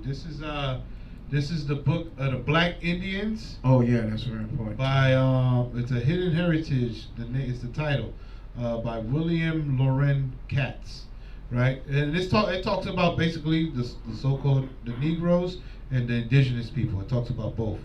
So I'm gonna read this one excerpt from what page is this? This is page 35. and it reads, in 1522, Europeans in the Americas. So before I read this, also the Dominicans, they are indigenous to the Tainos. They come from the indigenous Taino tribes, what they consider the Caribbean tribes. Understand? And Levi, the Haitians, they kind of both, right? It's indigenous. They come from It's like they consider them to be like what, like African indigenous tribes or something like that. They just consider them black, right? African, right? The water. So now check this out. In 1522, Europeans in the Americas first learned that slavery did not easily or painlessly lead to enormous wealth. On Christmas Day, African and Indian slaves on a plantation owned by Diego Columbus rose and murdered their masters and overseers. Nearby Native Americans joined the rebels. What they call Haitians these days? The revolt. They call them rebels. The beautiful island of Hispaniola. What did Capt put up there? The island of Hispaniola shook with one of the first recorded slave rebellion in the New World. The conspiracy had spread across the sprawling sugar plantations in the weeks before Christmas. This is in the spirit, because the next week, the abomination coming up. Right. Patiently, the plotters waited until Christmas Day. What they told Shechem? Yeah, go get yourself circumcised. We're going to wait for you. When the planters and their families would be bloated with food, soaked with liquor, and too weak or sleepy to offer much resistance, then they struck, plunging into the night to kill so-called whites, and find freedom. This is the African and Indian slaves. I mean, it don't say Taino, but I mean, what other two brothers got together and attacked the village when they were most vulnerable? These jokers waited for Esau to be full of the turkey and cranberry sauce and the spiced ham. You know what I'm saying? Probably had the eggnog. Yeah, you know they had the eggnog back then. The eggnog. They was like, right now, these jokers, what, you think it was on that strong drink, huh? You gonna make me follow Christmas? I got something for you. Yeah, they got something. Think about that, man. So these books, you can find on Amazon and different places. They do have some good information on there about our people. All right? And this is how you can link them up with the tribes also. All right? So we're going to move on. Man, this very important. This is a very important tribe. Day right here. Now we got to cut it short out. All right. We have Genesis 49 and verse 8. Judah, thou art he whom thy brethren shall praise. I'll read. You want to... Go ahead. You read it. Go ahead. It don't matter. Go ahead. Read. Genesis 49 verse 8. Uh-huh. Judah, thou art he whom thy brethren shall praise. Read. Thy hand shall be in the neck of thine enemies. Mm-hmm. Thy father's children shall bow down before thee. Listen, when you talk about Judah, everything that Judah does, the rest of the tribes do. Remember that. I know a lot of times you guys would be joking around, we'd be talking all kind of mess, right? But Judah got the big rims. Who else got big rims? Levi, Benjamin, right? Right? Judah got the gold teeth. Who got gold teeth? Levi, right? All the northern tribes. Judah is setting the way, man. When you come on the left-hand side, right? They doing things on the left-hand side, right? It's not a righteous thing they doing. They doing wicked, but what? Our people are what? Following that. The other tribes are following that pattern, that way that they do things. Now it said, Judah, thou art he whom thy brethren shall praise. Thy hand shall be in the neck of thy enemies. So their hand is going to be in the neck of our enemies, meaning that Judah, they fought. Judah fought. You look at people like Nat Turner. He had his hand in their neck, right?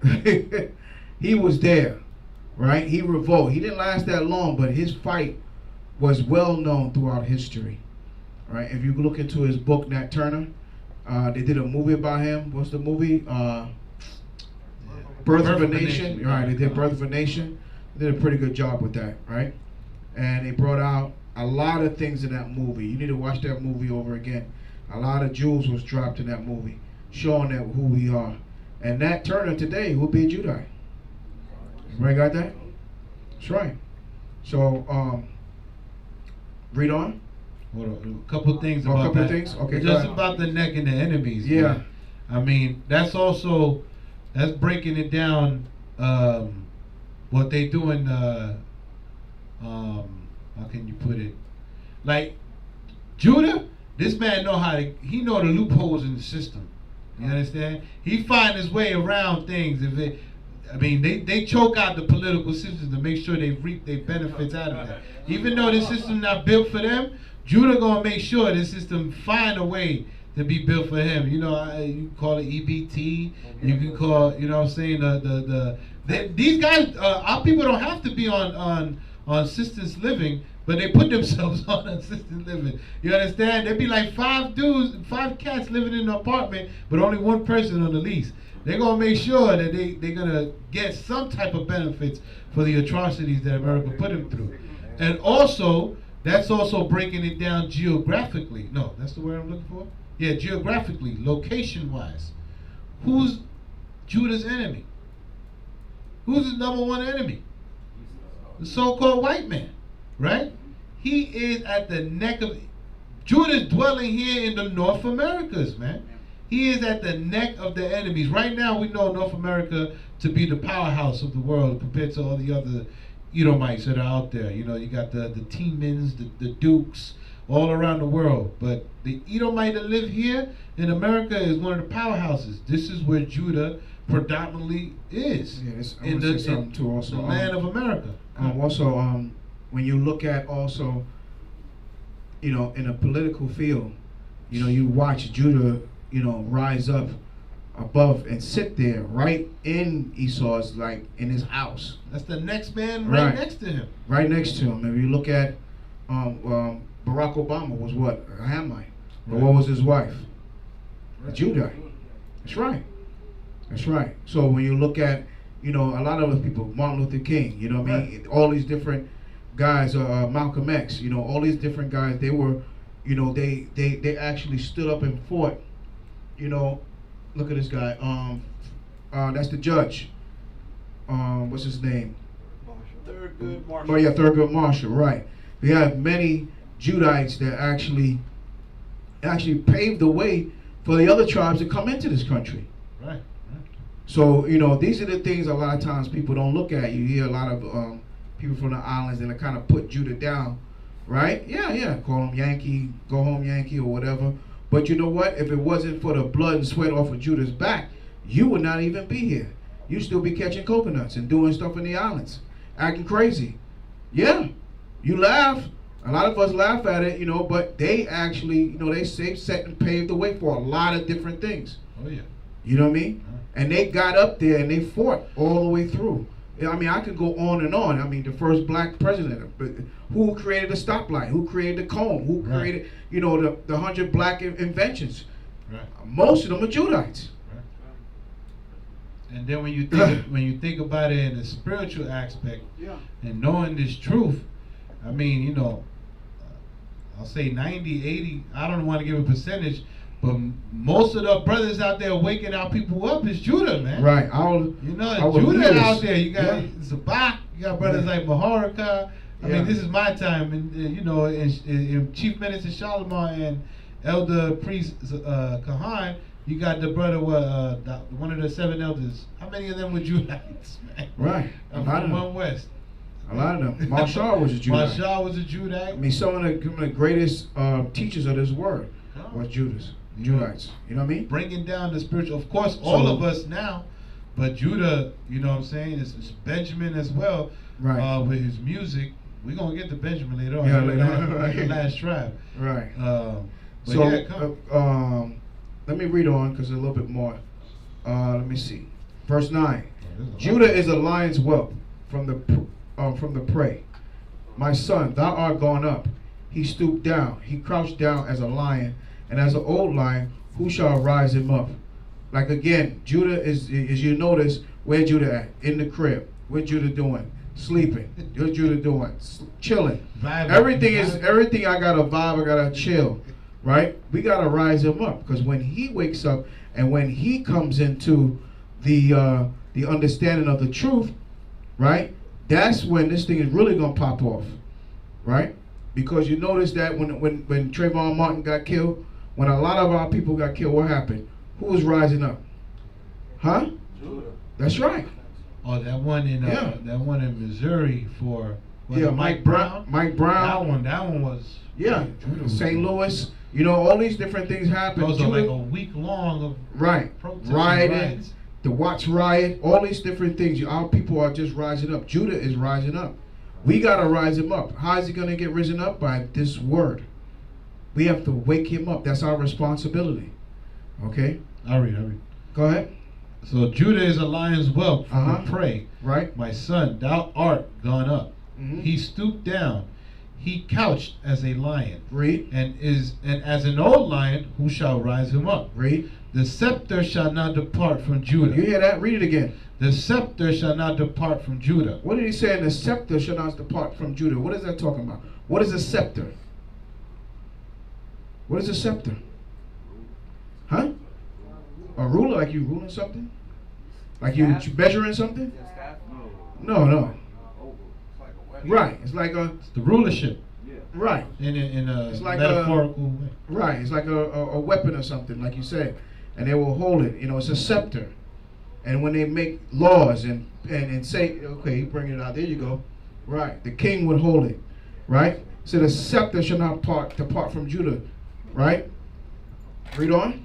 Nor a lawgiver from between his feet. Until what? Until Shiloh come. Until what come? Until Shiloh come. Until Shiloh come, right? Peace. Peace. Hamashiach Yahushai. Till he come. Because the scepter is going to be in his hand. And nobody else's. The scepter will not depart from him. Because when he comes back, what he said he's going to be? The King of Kings. Right? He's going to be the ruler.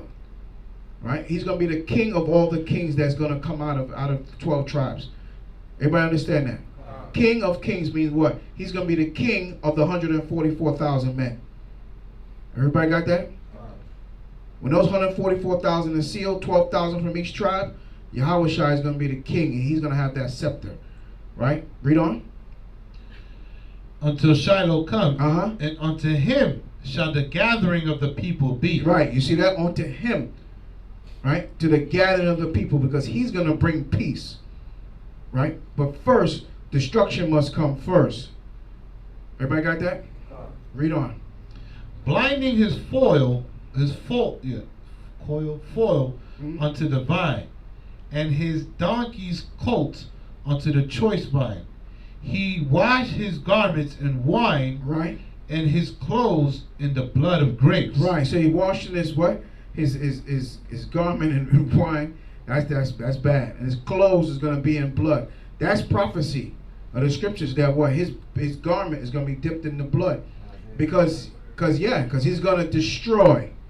He said the prophet Luke prophesies that what? He said that bring them before me so I can reign over them, and those that won't allow me to reign over them, I'm going to slay them. Right? A lot of times people think Yahushua is going to be this meek and mild person. He's going to be like Robin Williams and Mark and Mindy. Come in, Austin. Right? He's going to be sitting up there all sweet and everything. Yahushua not coming back to play, give out all day turkeys and candy. Right? He's coming back to give destruction. Yes? Yeah, speaking of that kind of reminds me, I don't know if it would be a precept, but when it's saying that Yahushua is walking like he's treading through the grapes, the vineyard.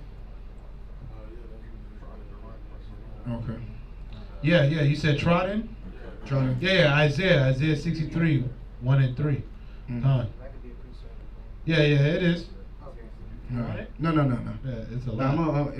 If I go on, we can go on. You could have went in through Shiloh in peace. That would have been the whole class right now. Right. Yeah.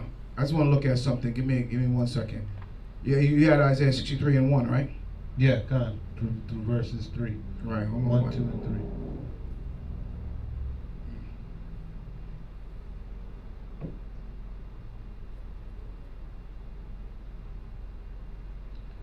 His eyes shall be red with wine, and his teeth white with milk. Yeah, read that. read that? No. Will you read that? Oh, I was reading Genesis. Yeah. Go ahead. Read Genesis. All right. So, and his clothes in the blood of grapes. Right. Verse 12. Genesis chapter 49, verse 12.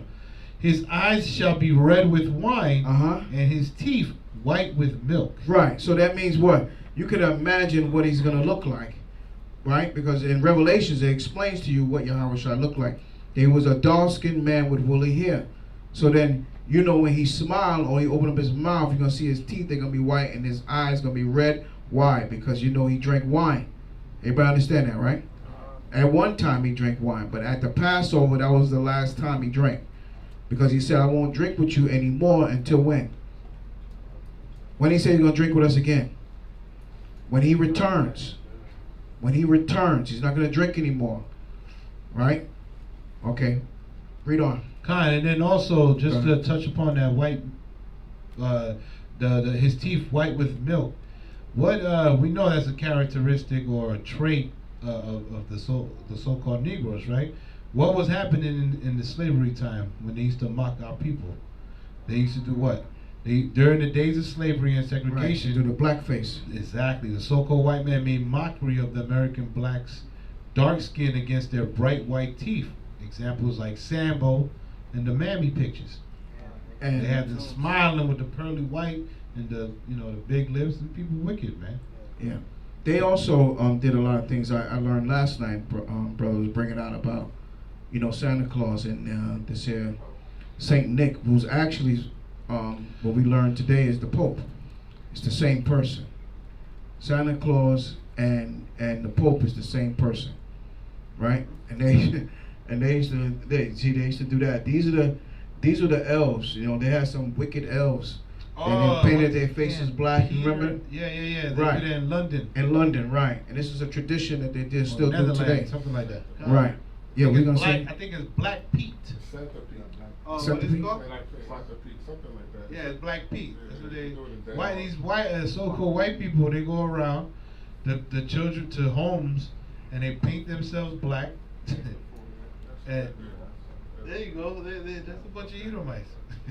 Yeah, that's it. Yeah, when you look into this Christmas thing and you look into all these different holidays, you'll see the evil and wickedness that these people do, and our people has decided to what? Put that to the side and make a covenant with that, with death. That's what the prophet Isaiah says. So they make a covenant with death and with hell they're in agreement with.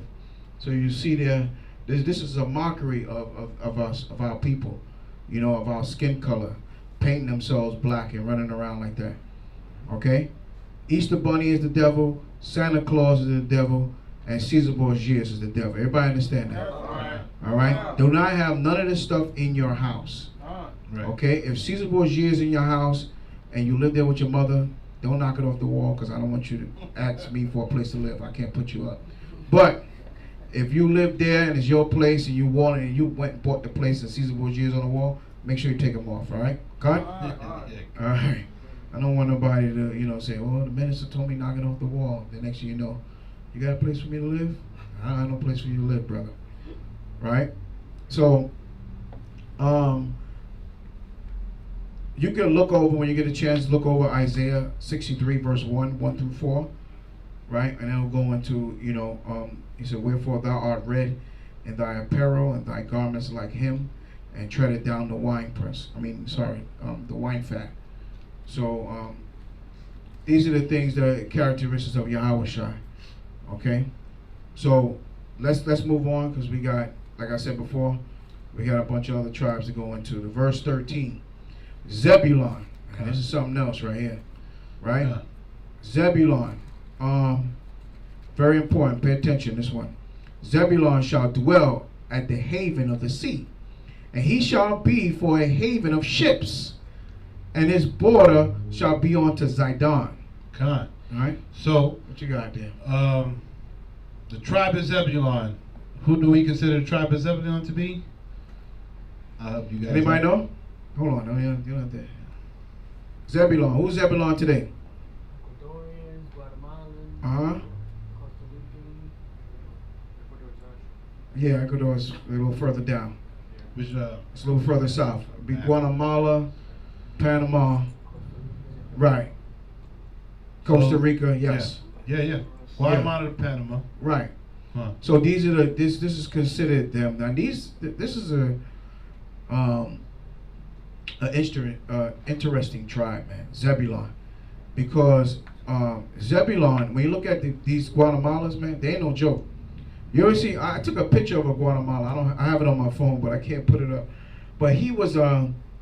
We had a problem at the apartment complex we was working at, and lady kept on saying she hearing birds inside the roof. Now she lives on the 3rd floor, but the ladder, we only got a 24-foot ladder. Don't go that high. So they took a 10-foot ladder and tied a rope to the 24-foot ladder, and then laid it up against the wall. And one of the other Guatemala just cried out. One of the Zebulonites just climbed up and was spraying some stuff inside the roof to kill the birds. And then he sealed the little roof up. I just looked at him. They asked me, do I want to go up? I said, listen, I'm Gadite, all right?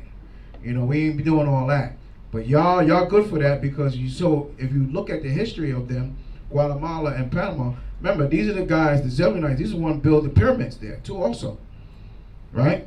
These guys are part of that, you know, part of that era, okay? So these guys, you notice that these even when I told them, I looked at them, I said, you know, you guys build them pyramids, man, out there.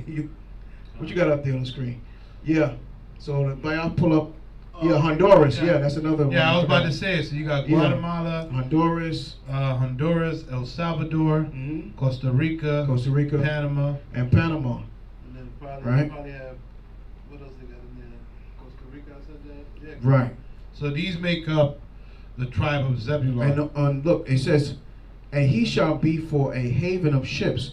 Why is he saying that? Because that prophecy of that what do you call that place? Panama Canal. Right, the canal, right, which charged every ship about $1 million just to park in there. It's a lot of money, man, right? And they were supposed to build it, right? America helped them, supposedly helped them, and they're supposed to give it back to the people, and they're supposed to benefit off it. Never happened, right? They claimed Noriega had guns and drugs. Went in there, and did some stuff to him, right? So it's a lot of history on our nation and what happened to them, and part of the prophecy. What you have there? What we have written down? So we understand that Zebulon are the indigenous Mayans. Right, the Mayans, right. And Zebulon means. Well, then I asked if anybody know what Zebulon means. Anybody know what Zebulon means? Anybody from the tribe of Zebulon up in here? It's only Judah, Benjamin, Levi up in here. That's it. We gotta step up our game, man. What's going on? Anybody know who Zebulon is? What you gonna say? What it means? Yeah, right. It means my dwelling. That's what it means in Hebrew. So what Minister was saying is correct. So Panama Canal is one place where ships come to travel between the Atlantic and the Pacific Ocean. You can put up a picture of the Panama Canal if you like. It's the fastest way possible to travel from the Atlantic and the Pacific Ocean. Right. This canal was opened to shipping in 1914, and to this day is the most crucial piece of infrastructure supporting the free flow of international trade and goods in the Western Hemisphere. There you go right there, yeah. God. So what the prophecy said? Zebulon shall dwell, Zebulon means dwelling, in the haven of the sea. What that means is like the most crucial part of the seas. Yeah, what you gonna say? And he shall be for an haven of ships. Okay, go ahead. Just to add, on the map you can see Zebulon is landlocked. That the tribe would be in a territory that would have a lot of ports, a lot of movement from ships. Right. That's what you see here in Panama. Okay. But here, what he says? It's right landlocked between Issachar, Manasseh, and Asher, Naphtali. Oh, okay. No ships there. There's no ships there. Right. Oh, okay. So I understand what you're saying. Yes. The future prophecy. Yes. They fulfilled it because they were here. That's how we know that those are the people. Everybody got that? That's a good point. Right. Throw it out. Hallelujah. All right. The next one you already know. Bring it out. God. Verse 14. Issachar is a strong donkey crouching down between two burdens.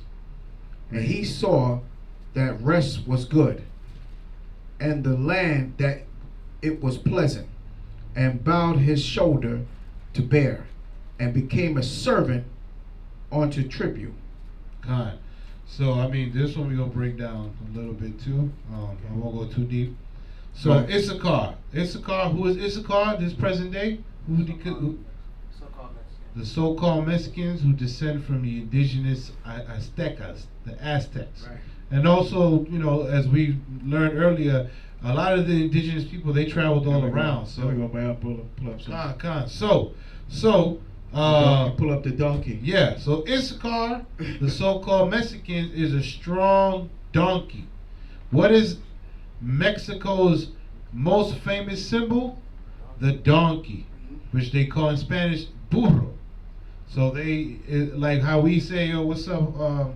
That's how they be talking to each other in their lands. They be like, "Yo, burro," like they call it, "Yo, what's up, homie, burro." That's how they call it. So they represent. They even have feast holidays, how to put it, to commemorate that they're using to commemorate the donkey. It's like, I don't want to say matter of fact, yeah, it is. It's a donkey parade. They got something called donkey polo, donkey races, and they even have a crowning of the town's very own Miss Burro, which is, I guess, like a beauty pageant or something. Or maybe it is a donkey that they crown. I don't know. Our people crazy, man. Yeah. So donkeys were first brought to Mexico by Spanish conquistadors. Understand that. They flourished and became a symbol of rural life for their ability to carry large loads over Mexico's difficult terrain. So now, what does donkeys do? They carry heavy loads. What is the prophecy considering Issachar to be? A strong donkey couching between two burdens. Right? Those burdens that Issachar, those burdens that are on top of his shoulders is what, I mean, Issachar, the so-called Mexicans, are one of the most low-paid people in this world. Everyone take advantage of the so-called Mexicans. And these guys are one of the hardest working people out there. All the tribes work hard. But the so-called Mexican, the Issacharites, when I go take my car, them jokers are no taller than 4'5" or 5 feet. And there's like 20 of them washing cars out there. Them things is flying. In and out, in and out. You know what I mean? They're there. Almost all the northern tribes be there at Home Depot in the parking lots. But mainly, it be Issachar. You have something to say? Zadar? Oh, I thought you raised your hand. So, I mean, what else? So, they're the most low-paid people out here. But even though with the low wages they get here, they was getting paid less in Mexico. And they came to America to make more money. So imagine that. They was probably getting like $2 a day in Mexico, and they're making more here. Yeah. But some of these Edomites, they take advantage of these guys doing trade jobs, painting, constructing, and they're paying them for like $50 for the 12-hour shift. And Issachar be like, thank you. He made more money than he did when he was at home. He also did the, when you look at the migrant workers, even still to this day, I went to Eastern Shore, Virginia, and they have a bus. They actually bring them here on a plane, and they set them up, and every morning a bus, like a school bus, come by and pick them up. They have these little huts that they have built out in the middle of the farm, in the field, and they all live there. They all live there. When I'm talking about they all live there, there's a lot of them. And the bus comes by every morning and pick them up, and they get ready for work. And that's what they do. They pick them up and they take them to work, and they go work on the farm, and they do all the farming, and after they're done, they bring the bus back out and take them back home. I've seen these homes, I've seen these little huts that they build for them, and that's what they call them, the migrant workers here in America still today. They normally work in the factories. Yeah, and then when also you mentioned about the donkey, but just so happened, and it's not just so happened, I want to say, when you look at the sign for Issachar, right? When you look at the 12 tribes chart, the sign for Issachar is the donkey. Right. So that is the prophecy that these are the people, right? They work hard. You know what I mean? Them burdens on their back, is the burdens of the nations on them, right? Who's beating them, okay? They even have a place in Mexico that sounds like Issachar. I believe it's called Yashakar. What is it called? Wayasaka, yeah. Wayasaka, right? Something like that. Washaka. Washaka, right? Which is like familiar to the name Issachar, which is the English name, but I think it's Yashakar is the Hebrew word. Yashaka, right.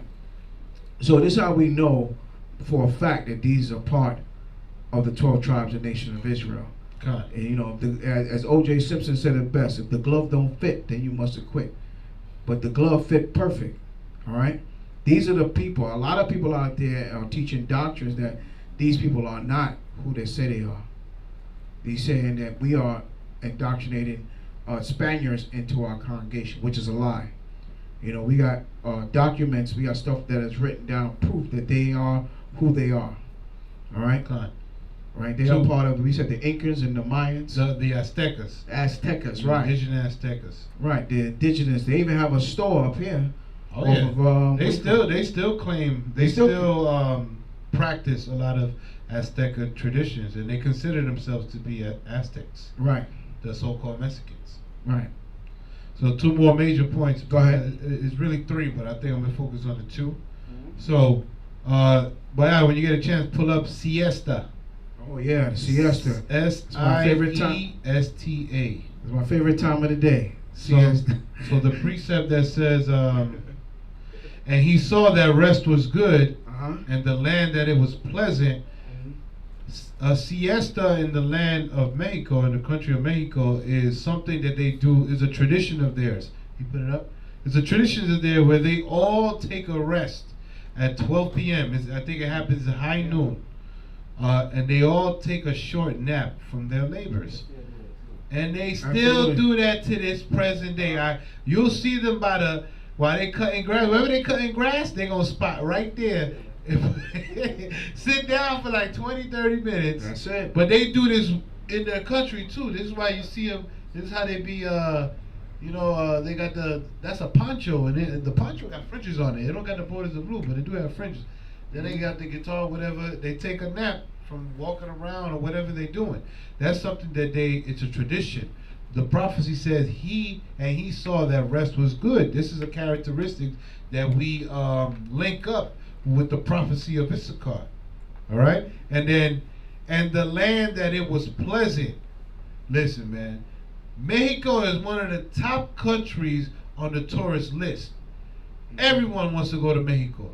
Specifically a town called a land called Acapulco. What else? What other lands? A bunch of cities out there, or Cancun. You know what I'm saying? Everybody want to go to Mexico. Tourism in Mexico is a very important industry. You know what I'm saying? Since the 1960s. So, what the scriptures say? And the land that it was pleasant, because the so-called Mexicans, who are the tribe of Issachar, dwell and come from the land of Mexico. Right. It's one of the most best vacation spots. And then just to skip through it, and bowed his shoulder to bear and became a servant unto tribute. Listen, man, the conquistadors, one of their the most Indians they killed was the Indians, the Mexican Indians. I think there was 20. I was reading. I forgot where I read it. There was 24 million of them, and after the conquistadors came, there was only 1 million left. Especially by the hands of Hernan Cortez. That's one of the main dudes that killed a lot of Aztec Indians, and also he enslaved them. They became a servant or tribute. All right, you read that in the book called American Discovery by Jack Forbes, and yeah, so right there. So Issachar, the so-called Mexicans, I'm focused on Mexico. The so-called Mexicans, one of their symbols is the donkey. That's their main symbol. The crouching down between the two burdens, they're hard-working people, man. They're one of the least paid people in the world. And he saw that rest was good. They have a tradition where they rest every day at 12 p.m. They even make it a holiday in Mexico. You go to Mexico, everything stops at 12 p.m. Everybody, they're on lunch break, and even like Captain Mashal said, they still do it to this present day. And the land that it was pleasant, the land of Mexico, is one of the top tourism locations to visit in the tourism industry. Okay, now I want to bring this out also. Also, it is very known for having this. Everybody ever had this before? It's blue corn. Oh, that's the blue corn. Yeah. So it's famous for also having this. Also, Dr. Sabi mentioned, this is very healthy for you to eat because the yellow one wasn't, right? But this corn is very healthy and digestible. The yellow corn doesn't digest in your body, right? So it doesn't do anything good for you, and it's a carb too. So it has a lot of sugar in it. So this here corn is supposed to be really good for you and healthy. They make like potato chips and tortilla chips out of them, a lot of them. So when this corn comes out into the market, I have a very close sister of mine down there in Mexico right now as we speak in Cancun. I speak to her from time to time, and this right here is one of the things that don't stay on the shelf. When that comes out, she told me that's gone. So you got to jump on it. Even a tortilla chip, because they make it like a tortilla chip, or they just give it to you like that, the corn, the blue corn. So this is very popular there in Mexico, It's one of the dwelling places of Iscar. So, yes, and this siesta is real. When you go around and you see the guys cutting the grass, at 12 o'clock, that's it. Night. They going to take a nap. They're going to eat their food. They got their wife out there. Everybody's out there sleeping. Right? So we're going to move on. Right? So Genesis chapter 49, verse 16. Dan shall judge his people as one of the tribes of Israel. Dan shall be a serpent by the way, an adder in the path that biteth the horse heels, so that his rider shall fall backward. I have waited for thy salvation, O Yahweh. Right, so Dan shall judge his people as one of the tribes of Israel. Dan shall be a serpent by the way, an adder in the path, a biter of the horse heels, so that his rider shall fall back. So Dan now, who is he supposed to be now out of the tribes? Anybody know? Right, it will be the Cubans, the indigenous people of Cuba, right? So how do we know that? It's a lot of information on that. We're trying to touch on some of it, right? So Cuba is a very important part of the of this whole land over here, even America, right? Their military might is very strong, and a lot of times the other nations want to get on the side of Cuba because Cuba is in a perfect area for a nuclear launch. If anybody don't know that, right? And so if someone of another nation wanted to, have some nuclear weapons over there, that'll be a perfect shot to hit here, America, right? So I know you got some stuff, some literature. No? Oh, not for Dan. Okay. All right. So let's get real quick. I was looking at. Give me Ezekiel 47, verse 13. Let's look at it now. Ezekiel 47? Mm-hmm.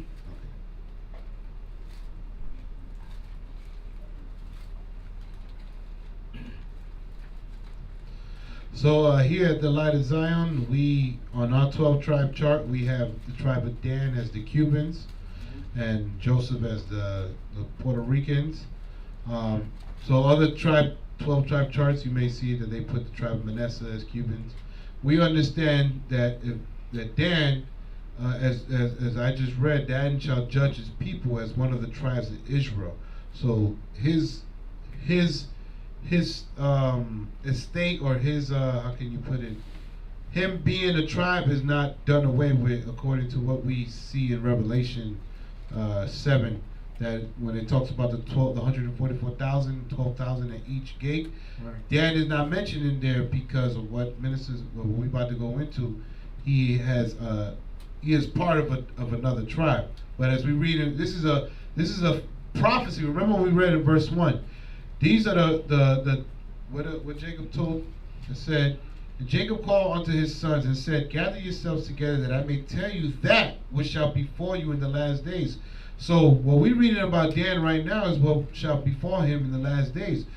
So this is one of the mysteries right here where we got to try to put all the scriptures together to figure out what happened to Dan. I'm just going to touch on a few scriptures, and I'll just make mention of it. Right.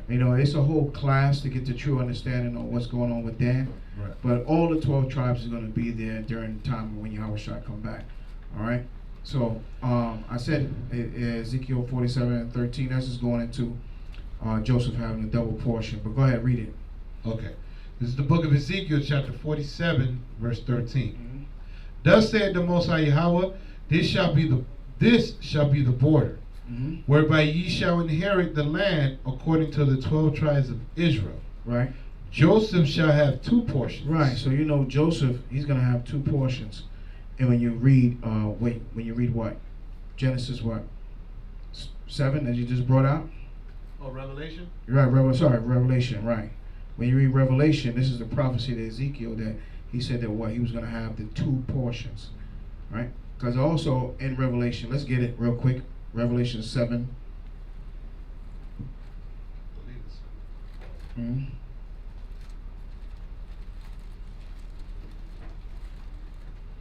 Yeah, 12,000 sealed from right. each tribe. 74. Yeah. I'm going to go down to it. I'm going to get to the point.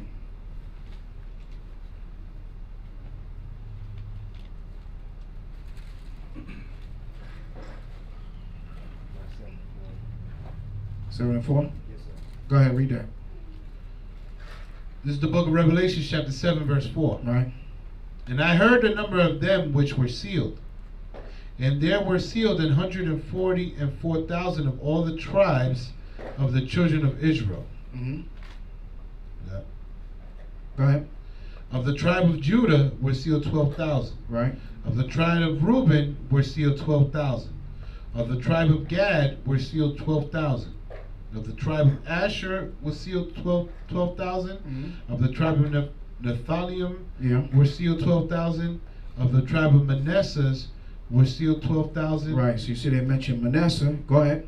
Of the tribe of Simeon were sealed 12,000. Mm-hmm. Of the tribe of Levi were sealed 12,000. Right. Of the tribe of Issachar were sealed 12,000. Right. Of the tribe of Zebulon were sealed 12,000. Of the tribe of Joseph were sealed 12,000. Right. And you see that Joseph and Manasseh is mentioned in the part of the 12 tribes. Now, one thing is not mentioned is Dan. And Ephraim. And Ephraim, right. And Ephraim. Go ahead. Of the tribe of Benjamin were sealed 12,000. So that's all 12 right there. So these tribes are, a lot of times people say they're forgotten, they're cast away. They're not cast away. These tribes are amongst the other tribes. Just want to get straight to the point because we do have a lot still ground to cover. I'll do a whole class on it. I got it all written out right here. So let's just jump right to the point. Let me get Deuteronomy. Let's look at that. 33. Right, but the prophecy that Ezekiel was just reading, that we just read it, that Joseph will have the 2 portions. You see Joseph's name in there and his grandson Manasseh's name in there. So that was the prophecy of that. So let's look at Deuteronomy 33.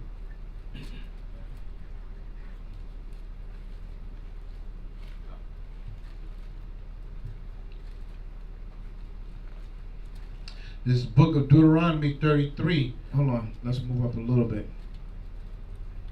To Manasseh? I know it's 22, but I don't. Start at 18. Come. Okay. This is the book of Deuteronomy, chapter 33, verse 18. Mm-hmm.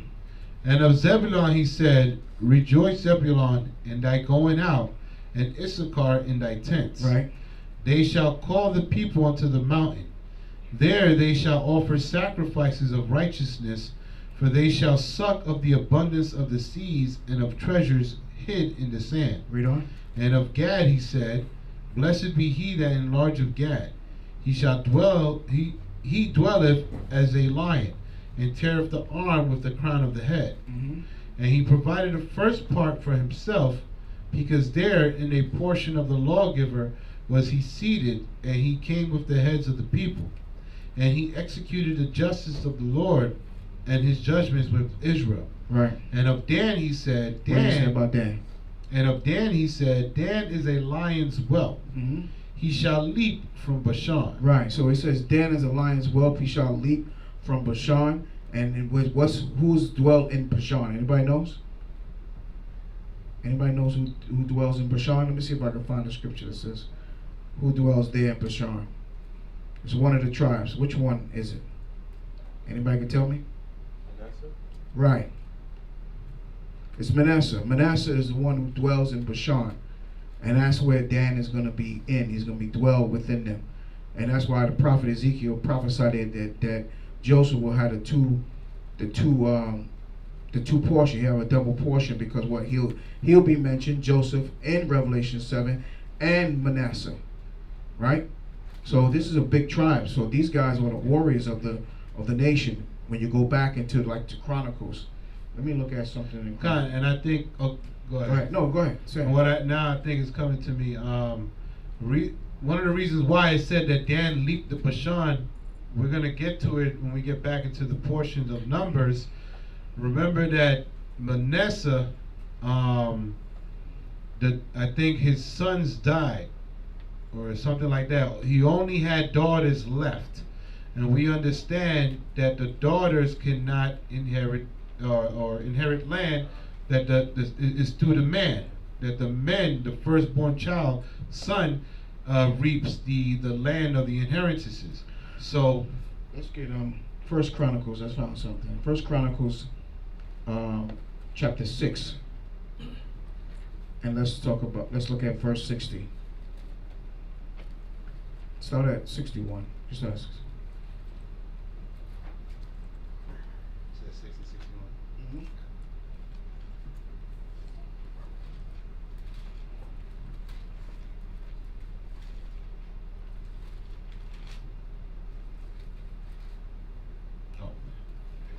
Go ahead. Okay.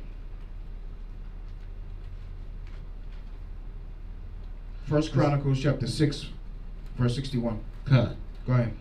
And unto the sons of Kohath, right, which were left of the family of that tribe, were cities given out of the half tribe, namely out of the half tribe of Manasseh, right, by lot, 10 cities. Okay.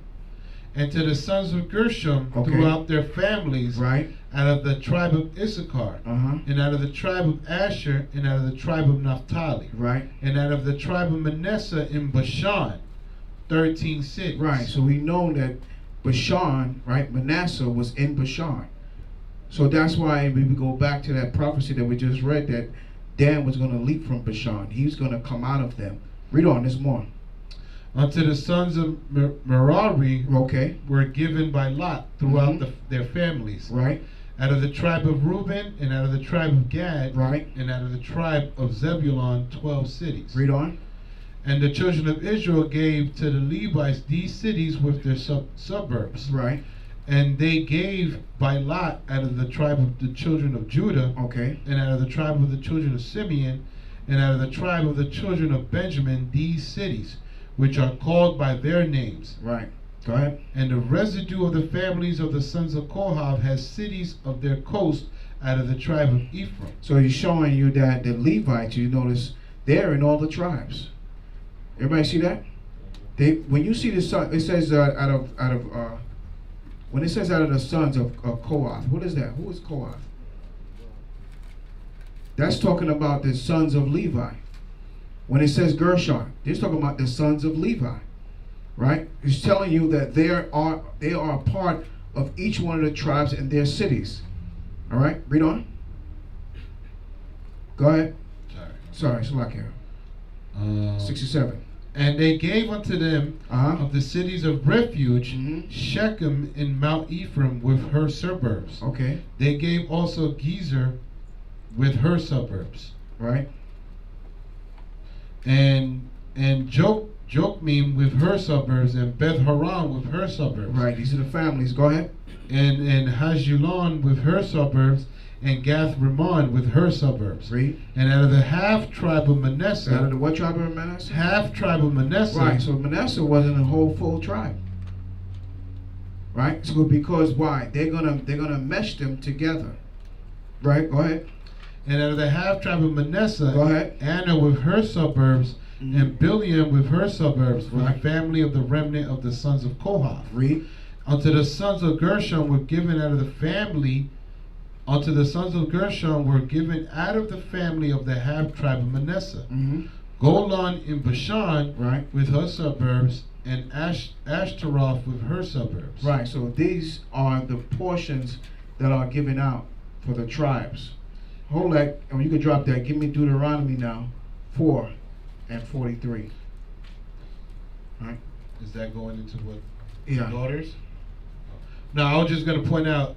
Go ahead. Remember that the daughters came up to Moses and told them what was going on. What you call it? I'm sorry. Deuteronomy 4? Yeah, let me look at it. And told them how there was my father has no more sons. So they made an agreement that they still receive some type of land, even though there's no sons to give the inheritance. That they would I don't want to paraphrase. That they will marry onto one of the other tribes instead of marrying instead of I don't want to paraphrase actually, but they made an agreement with Moses to not, so they don't lose any inheritance for their fathers for the tribe of Manasseh. And that's why when we're reading, they're considered half tribe of Manasseh, because there was no son that had the full inheritance. So the way we look at it, Dan leaped to Bashan. Look how big, I think Captain Taz pointed out earlier, look how big the land of Manasseh is. Dan got to be dwelling in there. Dan don't got his land out there, right? Is he on there? He's on there. Oh, okay. Where is he? Oh, okay, Khan. So that's a lot of territory just for a half tribe of Manasseh. What you could read for? 43. You could read 41 down to 43. Then I'll. And 4? Yeah, and 4. Okay. What the cities of refuge. Yeah.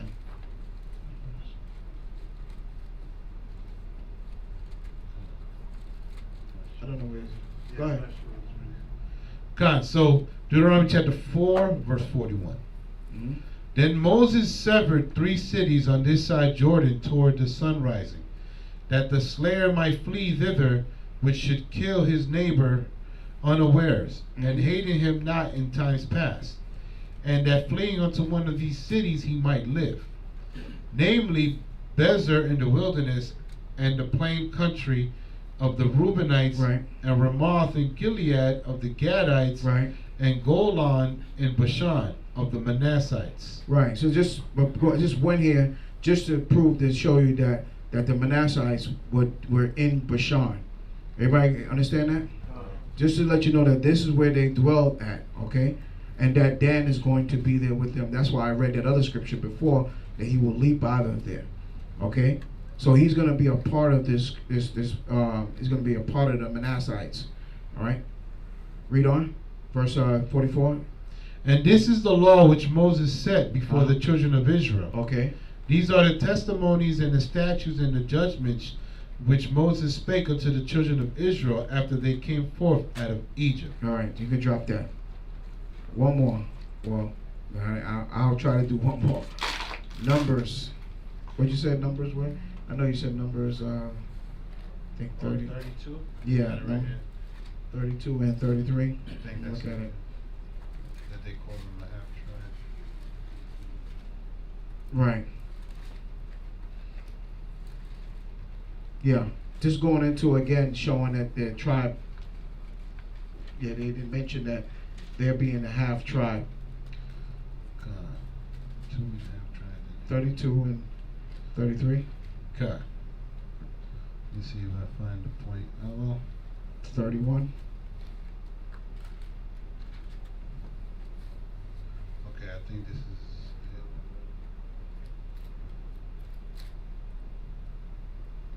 No, that's something else. Okay. That's when Reuben approached Moses. All right. You want me to read 33? They can just really go into that. No, we could just half tribe. All right, we could just go to Deuteronomy. We're under there. We'll do a class on it and give you more clarity, right? But we're gonna move on because we got a few more tribes to go over. So. Oh, I know why this was going into that Manasseh, the half tribe Manasseh is gonna obtain the kingdom of Og, king of Bashan. Right. Okay. Read it. Okay.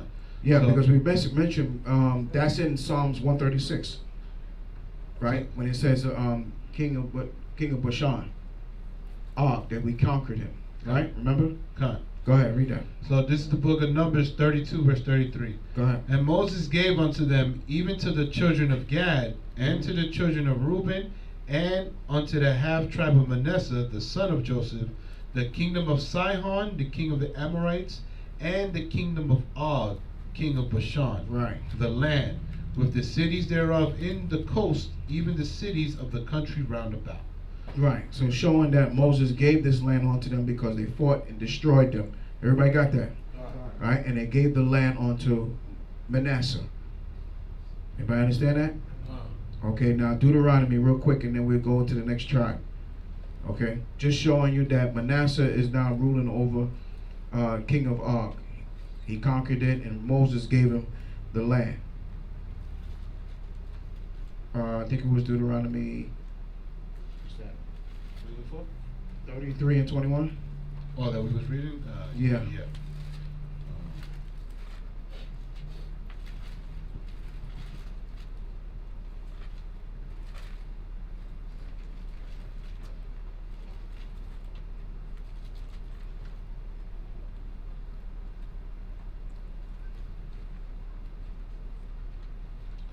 Mm-hmm.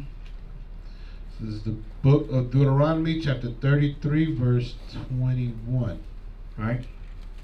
And he provided the first part for himself, because there in a portion of the lawgiver, 22, Salakia. No, you can read 21, it's fine. Okay. And he provided the first part for himself, because there in a portion of the lawgiver was he seated. This is talking about the tribe of Gad. Right. And he came with the heads of the people. He executed the justice of the Most High and his judgment for Israel. And of Dan he said, Dan is a lion's whelp, he shall leap from Bashan. So, and once again, like I went back here again, just to show you that the understanding is that Dan is not like cast away or done away with, but the tribe of Dan is amongst the Manassites in the land of Bashan, right, which was conquered by Israel at that time. King of Og. Everybody got that? There's many more scriptures I can go to prove you more scripture, but like I said, you know, through time, and this is one of the mysteries of the Bible. You know, this here takes a good while to bring more understanding. All right. So, I just wanted to just touch on a few scriptures concerning where Dan is located at. Okay, and even though he's not mentioned in Revelation the 7th chapter, but he will be with Manasseh. Right? Everybody understand that? Okay. So now, let's go back because we had to hit one of the favorite tribes out of the whole 12. All right?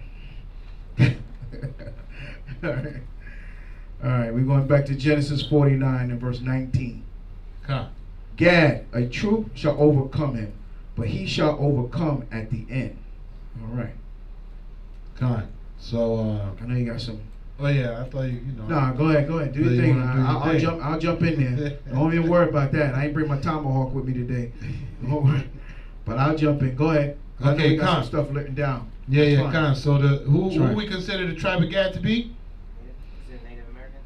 That's right. The North Native Americans, Indians, basically. Khan. So there's only that. Yeah, there's two precepts, right? Gad, a troop shall overcome him, but he shall overcome at last. So what's the history of the Native Americans? What we know about the Native Americans, what happened to them? Trail of Tears? You got the Trail of Tears. Yeah. Khan. We got the Battle of Wounded Knee. Let's play out pull up.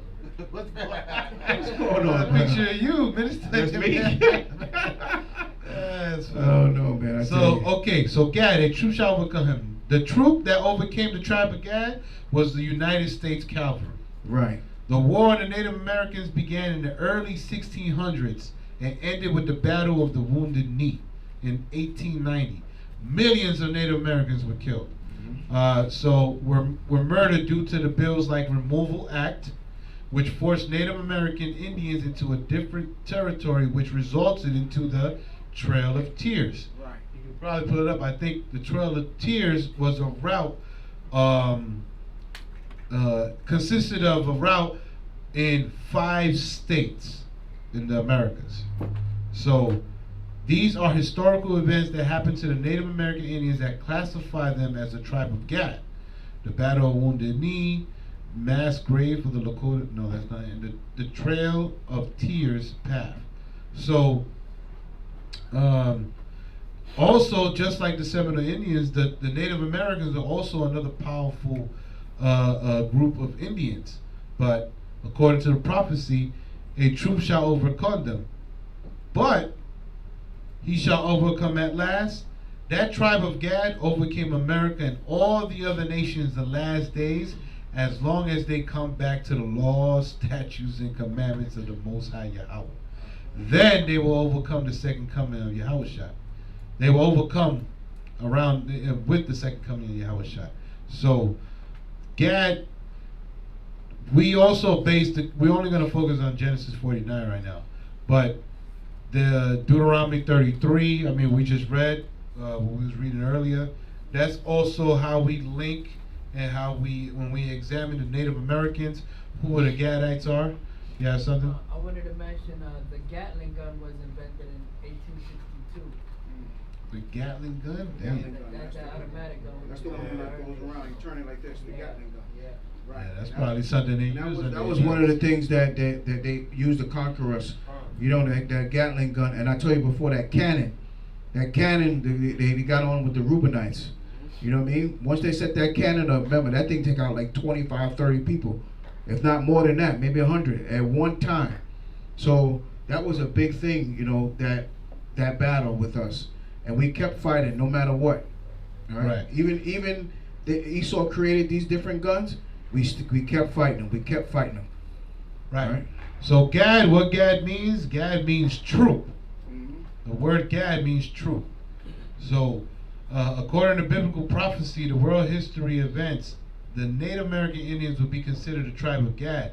You got the Cherokee, Navajo, Choctaw, the Sioux, Chippewa, Apache.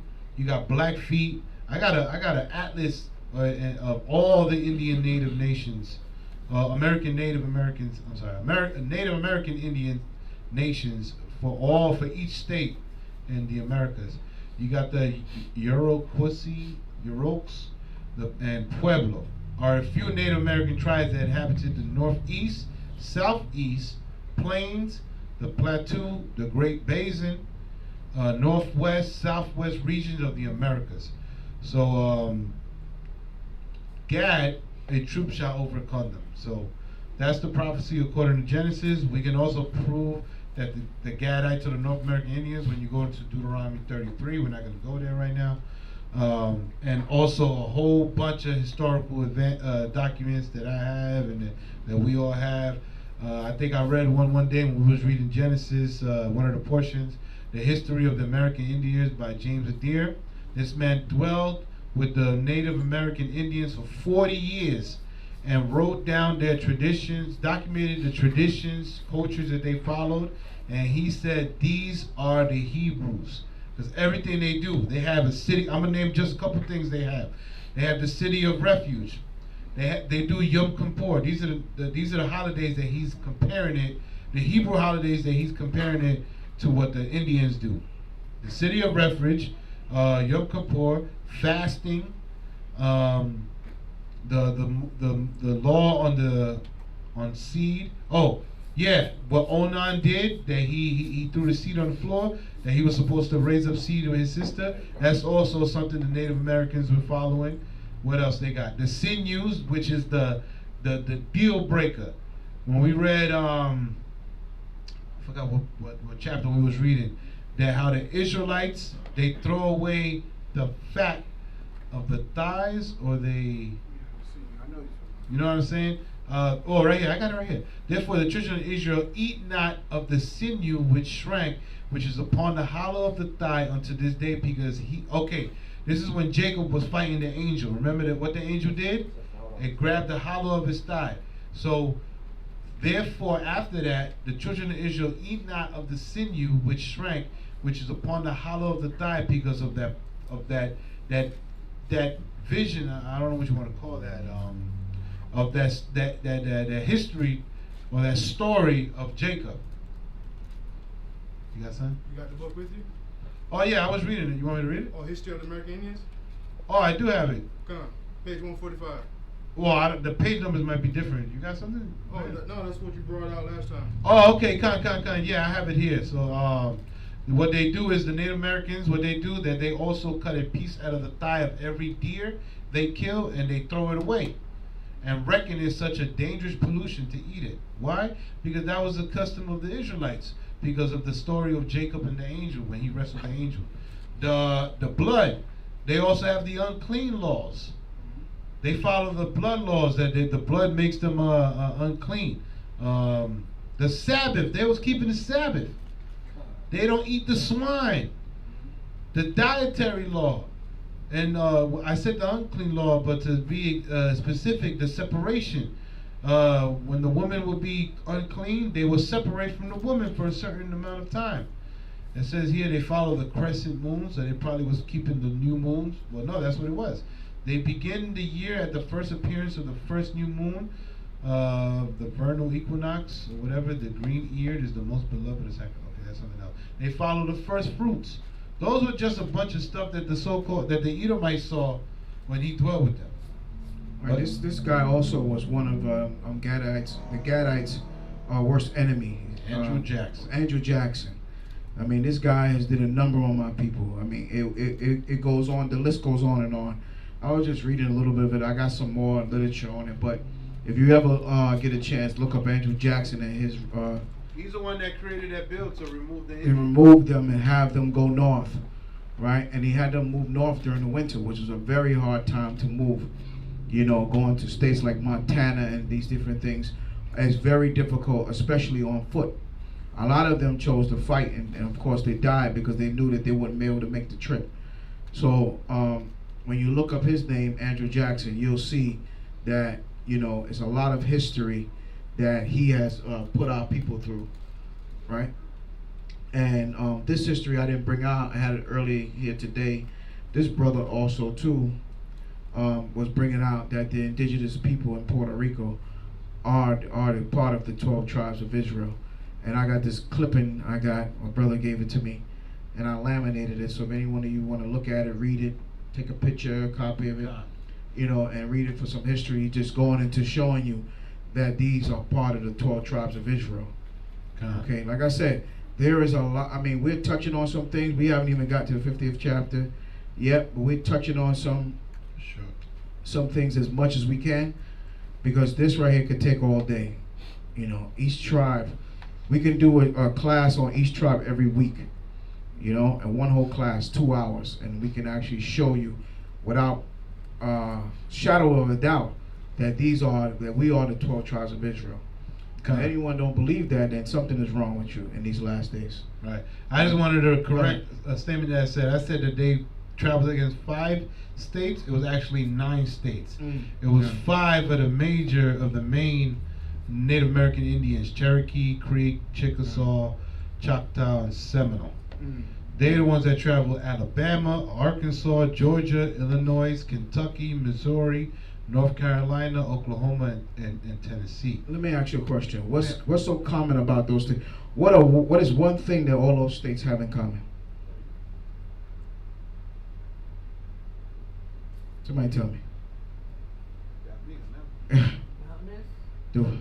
Not only the mountains, but the weather.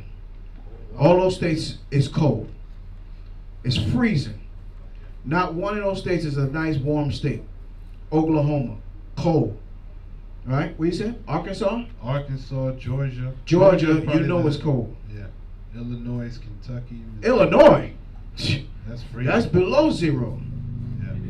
Yeah, Illinois. You know what's above Illinois? Canada, right? It's a very important lake. Yeah. What lake is that? Lake Michigan. That thing is huge. When the wind come off that lake, you can forget about it. It's freezing over there. All right.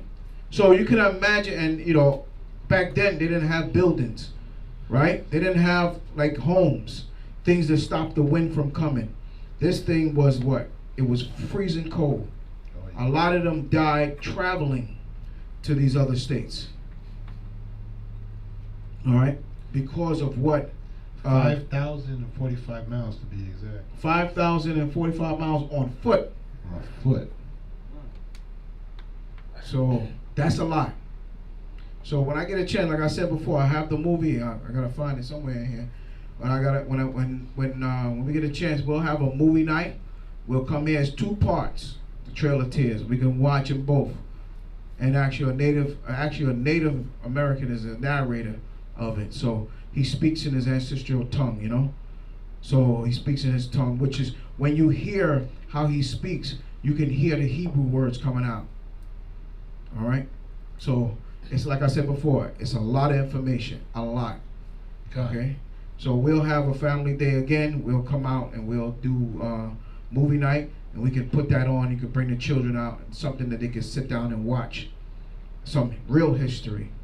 You know what happened to our 10 tribes? Because even still today, Amalek calling himself the Jew, right? But he's saying that he's Judah, and he's Benjamin, and he's Levi. But he can't tell you who's Manasseh. He can't tell you who's Asher. He can't tell you who's Zebulon. All he can say is that they lost. Right? That's all he can say. He claimed Levi. He even changed his name into his last name to Levine because he's trying to get it close to Levi, saying that he's from the tribe of Levi. Yeah. God.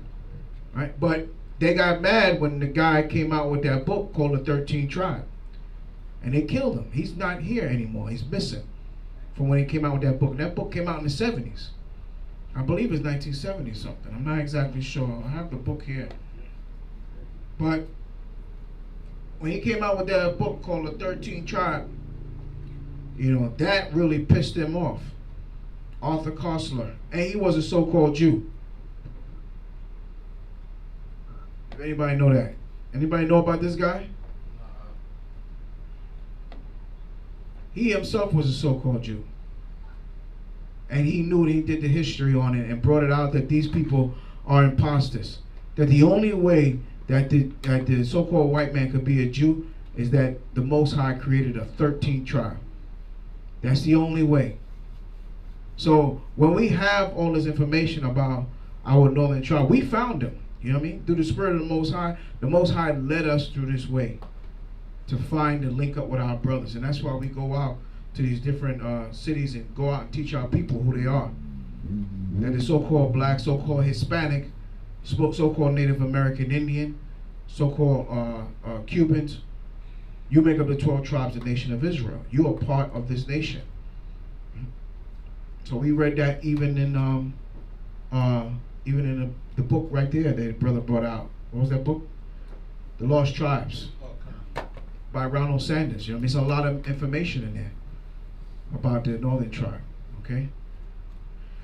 So we're gonna go on because, like I said before, you know. But if you want to learn some history about the northern tribe, this guy did a marvelous job on our nation, Andrew Jackson, and he is one of the well-known presidents of the United States, and he's done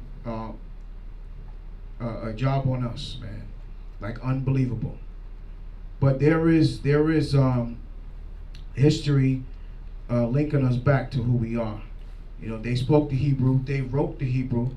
There's a Cherokee stone out there, Cherokee Indian wrote in the stone, right? I think was this Edomite guy name was Glenn Beck. Yeah, he brought out about the Back Creek stone, right? They said they wrote it, they thought it was Cherokee, and when they found out it was Hebrew. I knew it was Hebrew when I first looked at it. They was reading it upside down. Right, it was reading upside down because you know the hand. The hand is what? What does the hand represents in Hebrew letter? Anybody can answer that. What's the hand represent? in the Paleo Hebrew? What does the hand represent? Somebody help me. Somebody help me? Ah? A hand. What does it represent in the Hebrew? In the Paleo Hebrew, it represents Yah for his name, Yahweh, Yah. Whenever you see that letter, you know that that's what it's talking about. There you go. But I'll pull up the back stone, the stone right there. Right? The Yah. This is the letter you're looking for. Let me see if I find it here, and then I can pass it around the room. And then you'll see it. Right here. So. Number 10. Letter number 10. Pass it around. Letter number 10. It's the Yah, which is very important. That's why I say it's important that we must learn our Hebrew so that we know that who we are and we can research things. Everybody understand that? The Yah is very important. Pass it around. It's the 10th one. We're going to move on. We're going back. Because I know it's got a lot of stuff you're going to pull out. God, the water for that, Captain Bayath. Yeah, that was really good. But we had chapter 20. Verse 20. Genesis 49 and verse 20. You can read it. Okay, it says, out of Asher his bread shall be fat, and he shall yield royal dainties. So who we consider the tribe of Asher to be? Now you can say Ecuador. Right. So the tribe of Asher consists of Colombia, Brazil, Peru, Venezuela, Paraguay, Uruguay, Ecuador, the indigenous Incas. That's basically almost the whole South America right there. Did I miss some? There's probably Chile in there. You know what I mean? There's probably some other countries that I can't remember from the top of my head. Oh, Bolivia. Bolivia. Right, but a lot of those, what's so popular about those countries according to what is written here? It says, out of Asher his bread shall be fat, and he shall yield royal dainties. What's so popular over there? What do you mean he's going to yield royal dainties? What's going on over there? Maybe Captain Bayath bringing it out. Yeah. What's going on over there? What do they have over there? Like fine clothes. Fine clothes over there? His bread. Bread. What are you talking about? What's bread? Oh, you see some fine clothes on there? Oh, no. bread represents food. Food. Bread also represents money. Royal dainties, jewels, resources, oil. Right? Venezuela. Don't they got a lot of oil? Huh? Why you think he's saying this? He said, well, let me read it again. He says, out of Asher his bread shall be fat. His money gonna be fat, and he shall yield royal dainties. Royal is a royal things over there. They got diamonds. They got all kind of things over there. In those places that he just mentioned. Yeah, I'm gonna name. Go ahead. Brazil, Colombia, Peru, Venezuela are the world's biggest producers of cattle, sheep, goat, coffee, castor beans, cocoa, sugar, rice, corn, and fruits. Let me tell you something. You know how important coffee is? I don't think you do. Coffee is up there with the oil of this world. A lot of people don't know that. Coffee, they sell a lot of it. Oh, okay. You could leave it. Yeah, you just pass it up front. Did you see the hand out? Khan. That's the Yah. That was in the stone. Very simple. That's why it's important. This I'm going to blow up and I'm going to put on the wall. So we always have it and we always could reference. We can always look back at it. I have it personally in my bag, but I think it needs to be a lot larger than that. So if I put it on the wall, 10 by 15, y'all see it. Khan? All right. We're Hebrew Israelites, not English Israelites. All right. So we got to get back to our Hebrew, which is very important. All right. So all these things that these countries that Captain Inaw mentioned, right? They have these royal dainties. They have these things there. That's the prophecy that was going to happen. They'll be in these lands. That's how we know these are the people who they are. All right. Everybody got that? All right. And you got more? The next precept. He shall yield royal dainties. They also consist of food, but like the brother said, exquisite clothing. Right. The tribe of Asher bring forth during their pagan, well, let me just say the who they are this present day. The Brazilians, the Colombians, those South Americans, through their pagan feasts and festivals. An example is something called Carnival. Who said it? Carnival? The Carnival Mardi Gras. Yeah. They come out with some royal clothing, even though they off as hell, wicked as hell during those pagan feasts. They have some royal clothing, and then foods and pastries and cakes of unique taste. And the prophecy says he shall yield royal dainties, man. You know, that's how we link it up. That's how we link up the characteristics. What does Asher mean in Hebrew? Anybody know? Happy. That's right. Why? Ashar. Happy. Why? What happened? Why were they named Happy? You're going back in history now. Going back. You have something, Captain? Masha? We go back to Genesis 30 and 13 says, and Leah said, happy am I. For the daughter will come, for the daughter will call me blessed. And she called his name Asher. Right. There you go. That's it. Happy. We have a brother named Asher in the camp. Yeah. That's one happy He's brother. happy. That's one happy brother. Hey, that's why the name fit him. He always be smiling. He always want to be happy. Yeah. He's a good brother, man. He want to hug you and do all kind of stuff, man.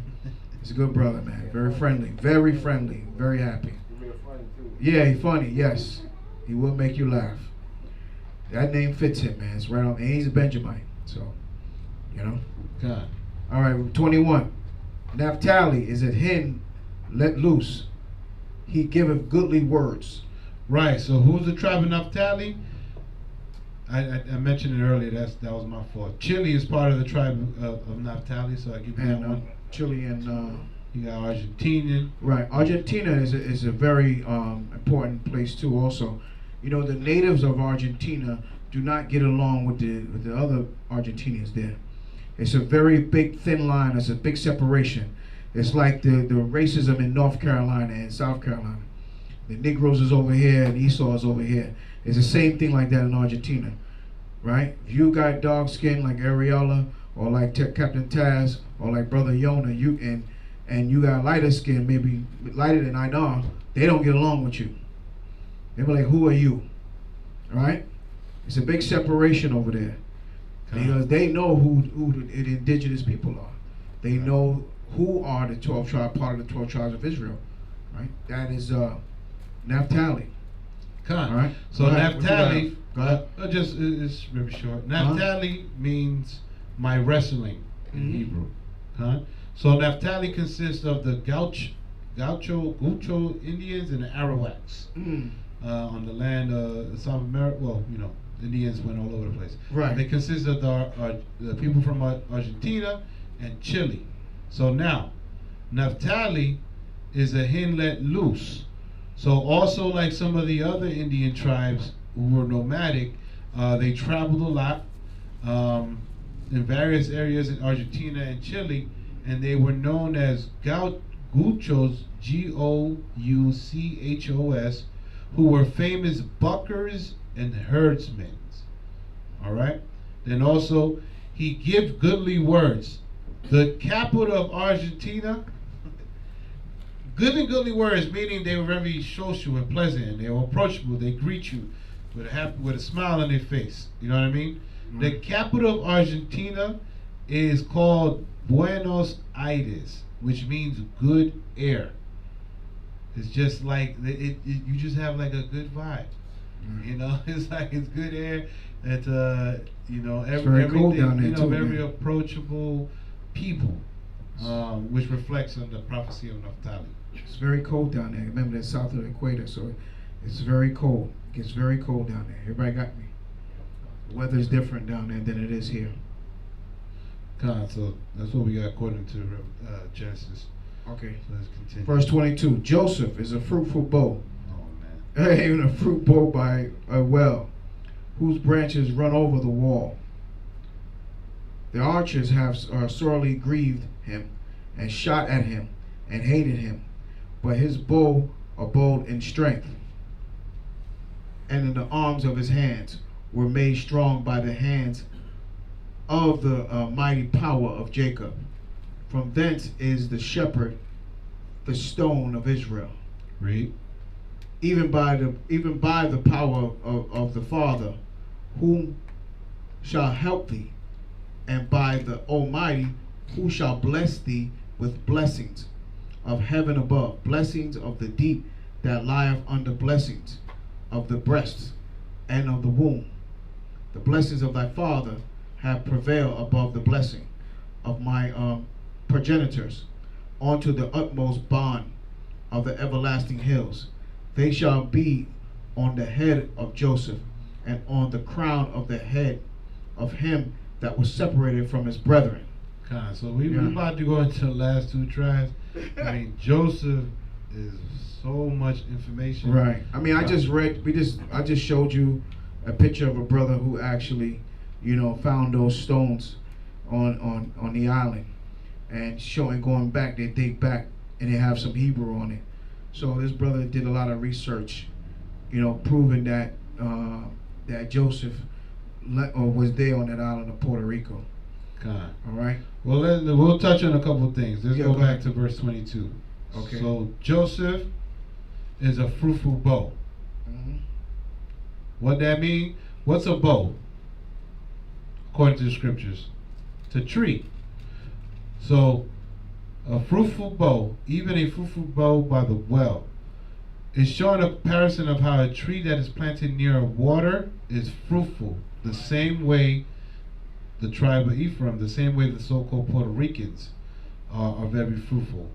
The so-called Puerto Ricans are fruitful by having many children and very large families as well, right? They live in a very fruitful island. The name itself, Puerto Rico, means rich port. It's a resourceful and fruitful land. All right, whose branches run over the wall. Let's get Hosea chapter 9, verse 11. Yeah, she keeps hopping in front of the camera.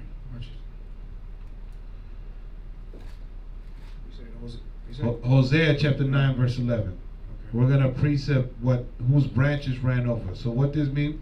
The same way that branches go over the wall that divide them from other trees to mix with them is the same way the daughters of Ephraim went over the wall to mix with the with the Spaniards, the conquistadors, by marrying the Spaniards. The Spanish built a fort in Puerto Rico encompassed by what's called El Moro, meaning the wall, which was meant to keep other invading so-called whites from stealing Boricua slaves and taking Puerto Rico. The daughters of the Boricua had children from the Spanish conquistadors, but what does the Most High say would happen to many of their children? Let's read Hosea 9, verse 11. Hosea 9, verse 11. As for Ephraim, their glory shall fly away like a bird. As for who? As for Ephraim, their glory shall fly away like a bird. From the birth, and from the womb, and from the conception. Though they bring up their children, yet will I bereave them, that there shall not be a man left. That there what? Not be a man left. Read. Yea, woe also to them when I depart from them. Read. Ephraim, as I saw Tyrus, is planted in a pleasant place, but Ephraim shall bring forth his children to the murderer. Ephraim shall what? Bring forth his children to the murderer. What did Ephraim do? What the so-called Puerto Ricans do? Gave their girls to marry the Spanish. Read. Mm-hmm. Give them, O Yahweh, what wilt thou give? Give them a miscarrying womb. What is the result of them mixing with the other people? Give them a what? Miscarrying womb. And what? And dry breasts. So proving the children died at birth. That's why in verse 12 it said that there shall not be a man left, because the male carries the seed, not the woman. So if the male offspring survived, then they would produce Edomite children and not Ephraim. The girl children survived and lived and married the Puerto Rican Indians, bringing forth true Ephraimite children. Because of this racial mixing, some Puerto Ricans are very light-skinned, as the Bible prophecy in Hosea 7 and 8. Let's get Hosea 7 and 8 quick. Be real quick.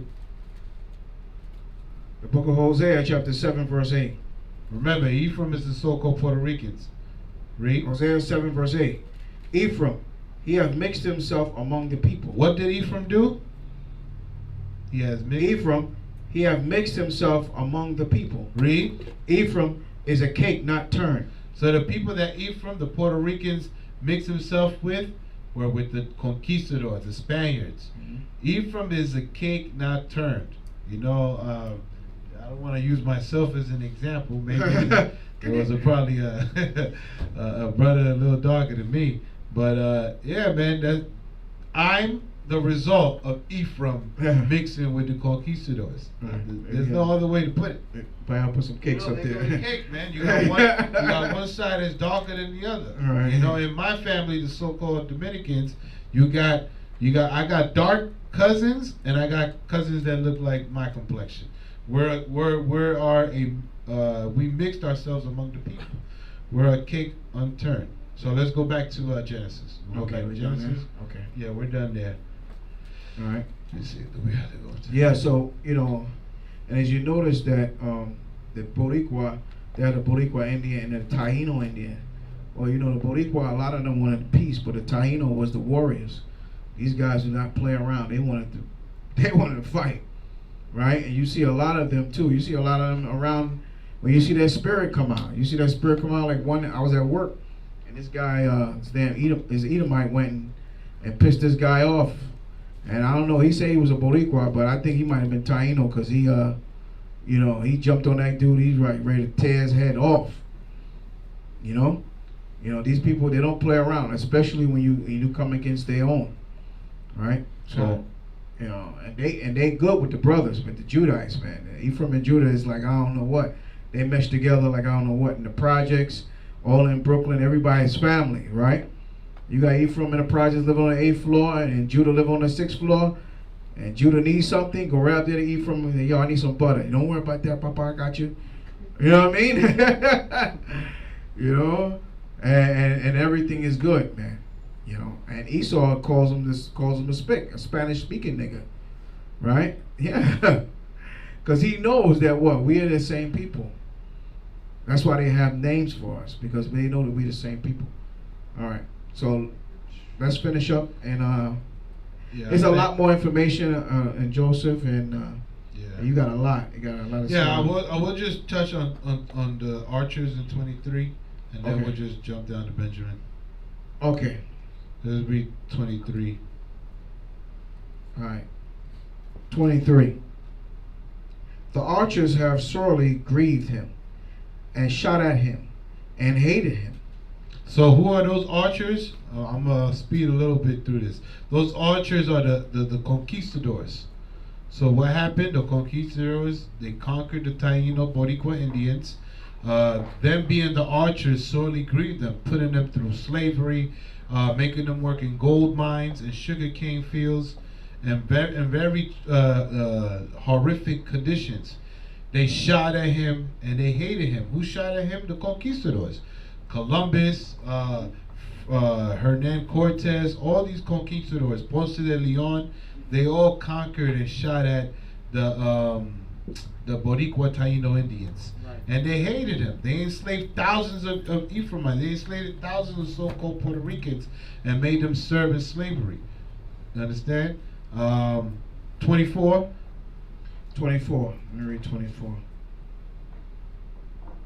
But his bow abode in strength, and the arms of his hands were made strong by the hands of the mighty power of Jacob.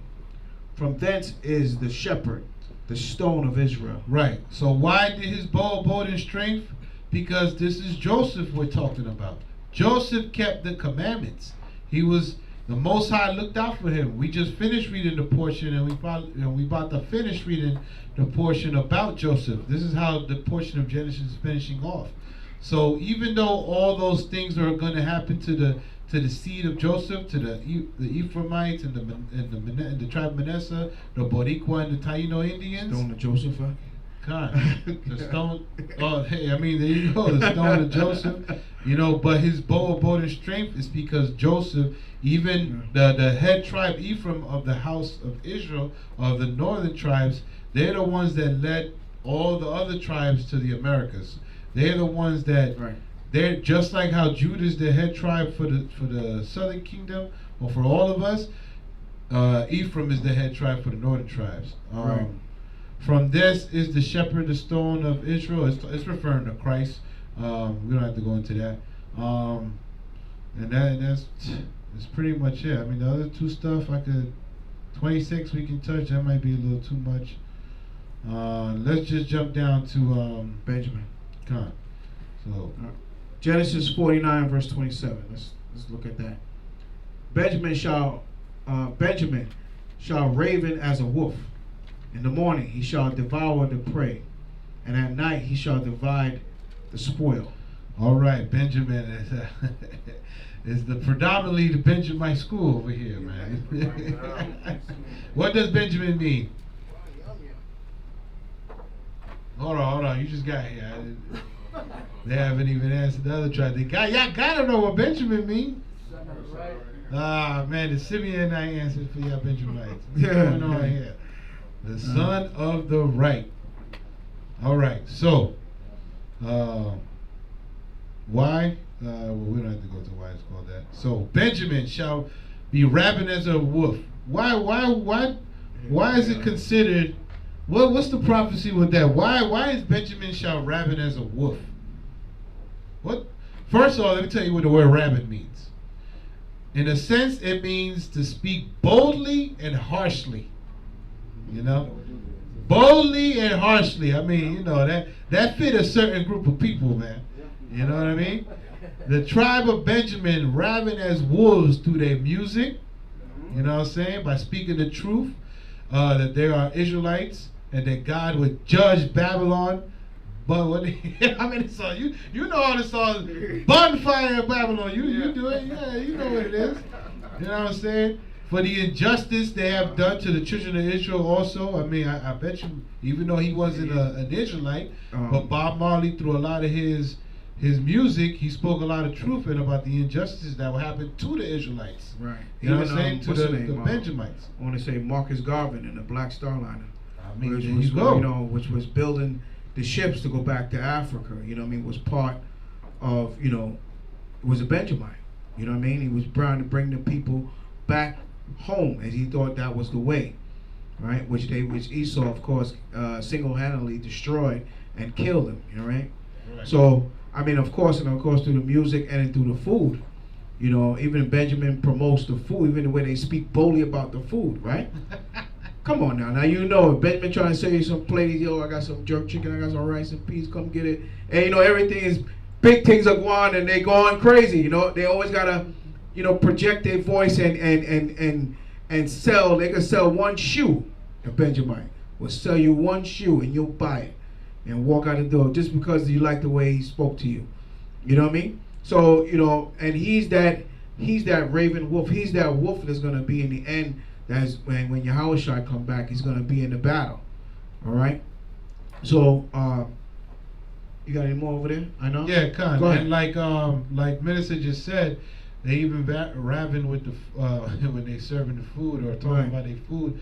I mean, I know Judah spoke about the oppression in their music, but they were smooth with it. They was singing, you know, R&B or whatever you want to call it, soul music and blues. You know what I'm saying? But when it came up to Benjamin, you know what I'm saying, the so-called West Indians, they were raving about the suffering and the oppression in their music. You know what I'm saying? I think Bayath, Captain. Look at this man. Who's that? Who is that? Captain? Captain. Yeah, that's another one. Yeah. That man, he got the fire that he about to burn Babylon with. Right. This is what they was putting through their music. So that's a characteristic of the so-called Jamaicans, Trinidadians, Bohemians, Who else? From the Bahamas. The Bahamas. Guyana. You know, St. Twiga, St. Kitts, the Antigua, Virgin Islands. Virgin Islands, yeah. You know what I'm saying? These are the Benjamites. These are the Benjamites. I went to St. Thomas. They just like Jamaica. You know what I'm saying? I went to Jamaica too. They're rabid as they're rabid. Right. And now as a wolf, why is Benjamites considered to be wolves? Why is the Most High comparing them to the characteristic of a wolf in this prophecy? Does anybody have an idea? Stay in the pack. Could be. That's a good point. I didn't think about that. What is it? They stay in a pack. Oh, stay in the pack? Yeah, they do stay together. But yeah. the same way a wolf howls at his prey before he attack it, it's the same way Benjamin gonna let you know you about to get it. Yeah, you got to catch it, huh? When he about to buck a shot at you, you gonna know. You gonna know first, right? You know what I'm saying? If he about to go in the yard, boy. If we go in the yard, that's it. It's on. You know what I'm saying? Yeah. Yeah, man. And those are a few characteristics of the Benjamites. What was the other part of it? And in the morning he should devour the prey. That's pretty deep, right? Mm-hmm. Yeah. You see, the morning represents the tribe of Benjamin being right. Gonna mash it up. Yeah. I hear them. I hear the Benjamins. So then, in the morning he should devour the prey, and at night he should devour the spoil. It's talking about the future prophecy of the kingdoms. Who was the Benjamite king? Not Benjamite king. What? Yeah, wasn't there a Benjamite king? King Saul, right? Saul. There you go. King Saul, So right. this is talking about future prophecy when Benjamin is ruling the kingdom. He was the first king in Israel. You know what I'm saying? And then also how these are one of the tribes. I think this tribe, the story how they went against all of us. What was it? They was trying to not do. I forgot what was it that the tribe of Benjamin didn't want to do, and that they had to fight all of us. They had to fight all 11 tribes. I forgot what the story's about. Yeah. You know what I mean? Yeah, you guys remember what I'm talking about. You guys killed off a lot of them, and then It's probably in the book of Judges, most likely. Right. There was a story. It was they holding it down. I mean, you can't fight all 11 tribes now, but they did hold their own for a while. Was it Gideon? Was it bad? I can't remember, man. Let me see. Is it here? Do I have it here? No, I don't have it here. All right. But yeah, man. And he shall divide the spoil. Means the white man and nation has been enslaved, and the other tribes divide the riches of the wealth of nations. But I think the two, to compare it to the modern day, the other two precepts are talking about future prophecy, biblical with Benjamin. But those first two characteristics, Benjamin shall raven as a wolf. The first characteristic, the first precept. That's how we link up who are the West Indians, and of course with Deuteronomy. But right now we're just in the book of Genesis. You know, the so-called West Indians. You know, starting with the head tribe, Jamaica. They are rabid as a wolf, man. When the guy said, we met down in North Miami Beach, he said Jamaica is the mouthpiece. He said it's a champion state. It's a champion state, and the mouthpiece of the Caribbean, right? So that's how you know. That's how you know right there. Right. That's it right there. He done said it all. I said, well, you know what, brother? You the Benjamite. You know, it is what it is. All right, but come back to the law. Come back to the word of the Most High. Right? And stop being a Jamaican and be a Benjamite. Con? Yeah, you gotta stop being a Jamaican. A lot of times our people are still stuck in Jamaica and still stuck with the Jamaican customs and the West Indian custom. There's no such thing as a West Indian. Right? West is a direction and Indian means savage. So you're calling yourself a Western savage. Don't ever call yourself a West Indian. Right?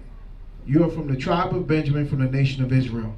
And as a man, you got to stand up and hold your ground. You know, Benjamin don't play around. Gone? All right, so we're going to read on. We're going to finish out the book of Genesis because this is the last chapter where we're going into. I'm going to read 28 and then we're going to pick it up at 50. God. Oh, I'll continue. I'll read. But I was just going to say, you got here From Babylon to Timbuktu by Rudolph R. Windsor, and then Nature Knows No Color Line by J. Rogers. There's two statements in here being made that the West Indians are considered to be the Jews, the real Hebrews. on pages 133 in Ruder in the Babylon Timbuktu, and then pages 123 and 30. They point out how the Jews that were banished from Portugal in the West Indians who visited Jamaica in 1850 saw the descendants of these Jews and say they were Negroid. So they, not only are we pulling it from biblical and linking it with the characteristics of the modern day Jamaicans and West Indians, there's also these scholars also pointed out that the West Indians are the original black Hebrews. I just wanted to point that out. So-called black. Con. That's great. That's wonderful. Some good news. So, right. Genesis chapter 49, verse 29. 28. All these are the 12 tribes of Israel, and this is it that their father spake unto them, and blessed them, every one according to his blessing. He blessed them. Right. So before Jacob was about to pass, he told them all this information, who they are, told them where they're going to be at, the situations they're going to be in. Right? These prophecies are being fulfilled as we speak to this day. Read on. And he charged them and said unto them, I am to be gathered unto my people. Bury me with my fathers in the cave that is in the field of Ephron, the Hittite. Okay. In the cave that is in the field of Machpelah, which is before Mamre, in the land of Canaan, which Abraham bought with the field of Ephron the Hittite for a possession of a burying place. You see where he's going? He's going with Abraham. You see, we're trying to keep the family together. So he's going to Abraham. Who's Abraham to Jacob? His grandfather, huh? All right. Just want to make sure. Right? So he's going home. He's going home. He said, bury him there. And he said, what? He mentioned that the place where Abraham he brought it. Remember, if you remember back, this is named Ephron. I want to make sure. Yeah, Ephron offered this, the Hittite offered this to Abraham for free. Yeah. Right. And he decided no. You know what I'm saying? I'm going to pay for that. Everybody got that? All right. Probably if he was a Hebrew, maybe he would have took it for free. But otherwise, another nation, he didn't want them holding that over his head. But listen, here's your money. Here's this. This is my place of burial. Right? So Jacob wants to be buried there. Go ahead. Read on now. How much? 400 shekels of silver? Okay, read on. There they buried Abraham and Sarah his wife. Right, so both places, husband and wife, read. There they buried Isaac and Rebekah his wife. Right, there you go, Isaac and Rebekah, right? His mother and father. Read. And there I buried Leah. Wow, and he took his wife there too, read. The purchase of the field and of the cave that is therein was from the children of Heth. Right. And when Jacob had made an end of commanding his sons, he gathered up his feet into the bed, and yielded up the ghost, and was gathered unto his people. Right, which is very important that, you know, when we look at the history of our forefathers, they knew what that when the time was up. You know, today we don't have that. Sometimes we don't have that blessing. Sometimes it comes like a thief in the night. We gone here today and gone tomorrow. But now you see he lived for a long time, over 140 something years old. And when he was about to die, he had all the children around him, and he explained to them what was going to be the downfall of them. And what happened? He got into the bed, and the spirit left him. Everybody got that? Right. So now they're gonna bury him, I believe, here in Egypt. But we're gonna read on. We're gonna see. This is the book of Genesis, chapter 50, verse 1. Read on. And Joseph fell upon his father's face, and wept upon him, and kissed him. And Joseph commanded his servants, the physicians, to embalm him, his father. And the physicians embalmed Israel. Right. And 40 days were fulfilled for him. For so are fulfilled the days of those which are embalmed. And the Egyptians mourned for him 70 days. Right. So they embalmed him. Right, which is a custom, like a lot of it is custom of the Egyptians, but they embalmed him to clear out his body so that they could preserve it. Right, it's a purpose for the embalming at this point, because remember he doesn't want to be buried here in Egypt. He wants to be buried where? We just read it. Where? In Canaan. In the land of Canaan, where Abraham had bought the land. So they embalmed his body and they mourned for him 40 days. Read. They mourned for him many days. I'm sorry. Go ahead. 70 days. 70 days, sorry. 70 days, right. 70. So 70 days they mourned for him. That's a long time. God. And when the days of his mourning were past, Joseph spake unto the house of Pharaoh, saying, If now I have found grace in your eyes, speak, I pray you, in the ears of Pharaoh, saying, My father made me swear, saying, Lo, I die in my grave which I have digged for me in the land of Canaan. There shalt thou bury me. Now therefore let me go up, I pray thee, and bury my father, and I will come again. And Pharaoh said, Go up, and bury thy father, according as he made thee swear. And Joseph went up to bury his father, and with him went up all the servants of Pharaoh, the elders of his house, and all the elders of the land of Egypt. And all the house of Joseph and his brethren and his father's house, only their little ones and their flocks and their herds they left in the land of Goshen. And there went up with him both chariots and horsemen, and it was a very great company. And they came to the threshing floor of Atad, which is beyond Jordan. And there they mourned with a great and very sore lamentation. And he made a mourning for his father 7 days. And when the inhabitants of the land, the Canaanites, saw the mourning in the floor of Atad, they said, This is a grievous mourning to the Egyptians. Wherefore the name of it was called Abel Mizraim, which is beyond Jordan. And his sons did unto him according as he commanded them. For his sons carried him into the land of Canaan, and buried him in the cave of the field of Mashpelah, which Abraham bought with the field for a possession of a burying place of Ephron the Hittite, before Mamre. And Joseph returned into Egypt, he and his brethren, and all that went up with him to bury his father. After he had buried his father, after he buried his father. And when Joseph's brethren saw that their father was dead, they said, Joseph will peradventure hate us, and will certainly requite us all the evil which we did unto him. And they sent a messenger unto Joseph, saying, Thy father did command before he died, saying, So shall ye say unto Joseph, Forgive, I pray thee now, the trespass of thy brethren and their sin, for they did unto thee evil, and now we pray thee, forgive the trespass of the servants of the Most High Yahweh of thy power. And Joseph wept when they spake unto him. And his brethren also went and fell down before his face. And they said, Behold, we be thy servants. And Joseph said unto them, Fear not, Fear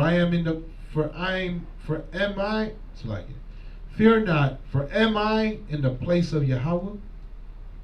But as for you, ye thought evil against me, but Yah meant it unto good, to bring to pass as it is this day, to save much people alive. Right. You see how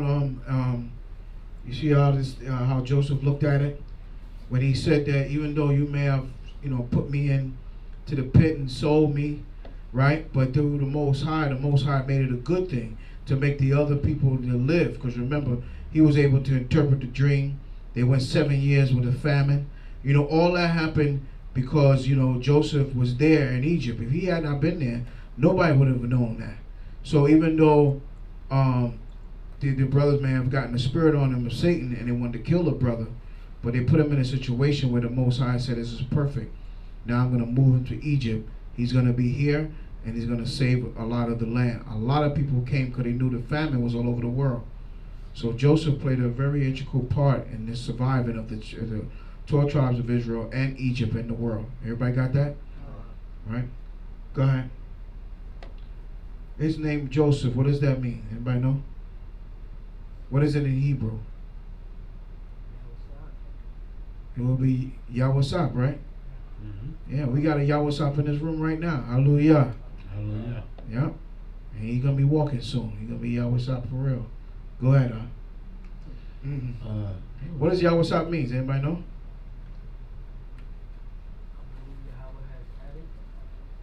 Yahweh has added? Y'all look at it. All right. Okay, ready? Yeah, I'm ready. Go ahead. Verse 21. 21, right. Now therefore fear ye not. I will nourish you and your little ones. And he comforted them and spake kindly unto them. Right. And Joseph dwelt in Egypt, he and his father's house. And Joseph lived 110 years. And Joseph saw Ephraim's children of the 3rd generation.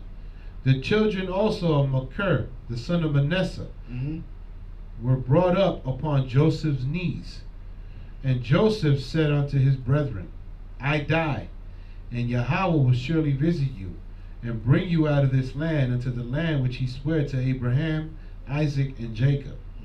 And Joseph took an oath of the children of Israel, saying, Yahweh will surely visit you, and ye shall carry up my bones from hence. So Joseph died, being 110 years old, and they embalmed him, and he was put in a coffin in Egypt. Right, very good. So he was put in a coffin in Egypt, and he also made an oath with someone that he said, when y'all get out of here, you come and take me with you. All right? Because he wasn't able to go, I guess, at this point. Them to take another trip to take him to Canaan, but he knew that the prophecy, the Most High must have given the prophecy that he was going to be taken out of there. Everybody got that? Says so. Joseph died, being 110 years old, and they embalmed him, and he was put in a coffin in Egypt. And a little bit go further up. He said, and Joseph took an oath of the children of Israel, saying, the Most High will surely visit you, and ye shall carry up my bones from hence. So that's the prophecy that when we get out of Egypt, then we're gonna go back to Joseph and go get him and take him out of there, because we don't want him to stay there. Everybody got that? He wants his bones to be in the land of Canaan, which was going to be the land of Israel after we conquer it. Captain Marshall. Oh, Moses is one. Okay. Oh, okay. All right. Yeah, we gotta hold up a minute. All right, get him Most High. All right, we finished the book of Genesis, which is good. Finished the book of Genesis. Definitely, I'll let you know if there's a test. I'll speak to the headquarters and see if they're issuing out a they're issuing out a test. I'll find out. If they are, I'll get a copy of it. We'll print it out. We'll bring it next week, and we can go over it and talk about the test. Everybody understand that? All right. Thank the Most High for everybody coming out. Everybody's healthy, looking good. With the Most High hand. I know it's a little late, but we're probably going to send up the 9th hour prayer in a few minutes, and we're going to close out the service. The one for everyone coming out. Those of you that are online that want to keep the class or keep the Shabbat with the Luz de Zion of the Treasure Coast, we are located in Port St. Lucie, right off of Port St. Lucie Boulevard. If you want to contact us, please reach out to us through YouTube, email, any phone numbers that we have online. Call, text, and we'll give you all the information on where we're located at, all right? It's a little difficult to kind of speak it on online, but it's better for us to talk to someone over the phone and give you direction on exactly where we're at. With that, I would say Shabbat Shalom to the nation of Israel, and may Israel all repent and come back and keep the commandments. Hallelujah. Shalom.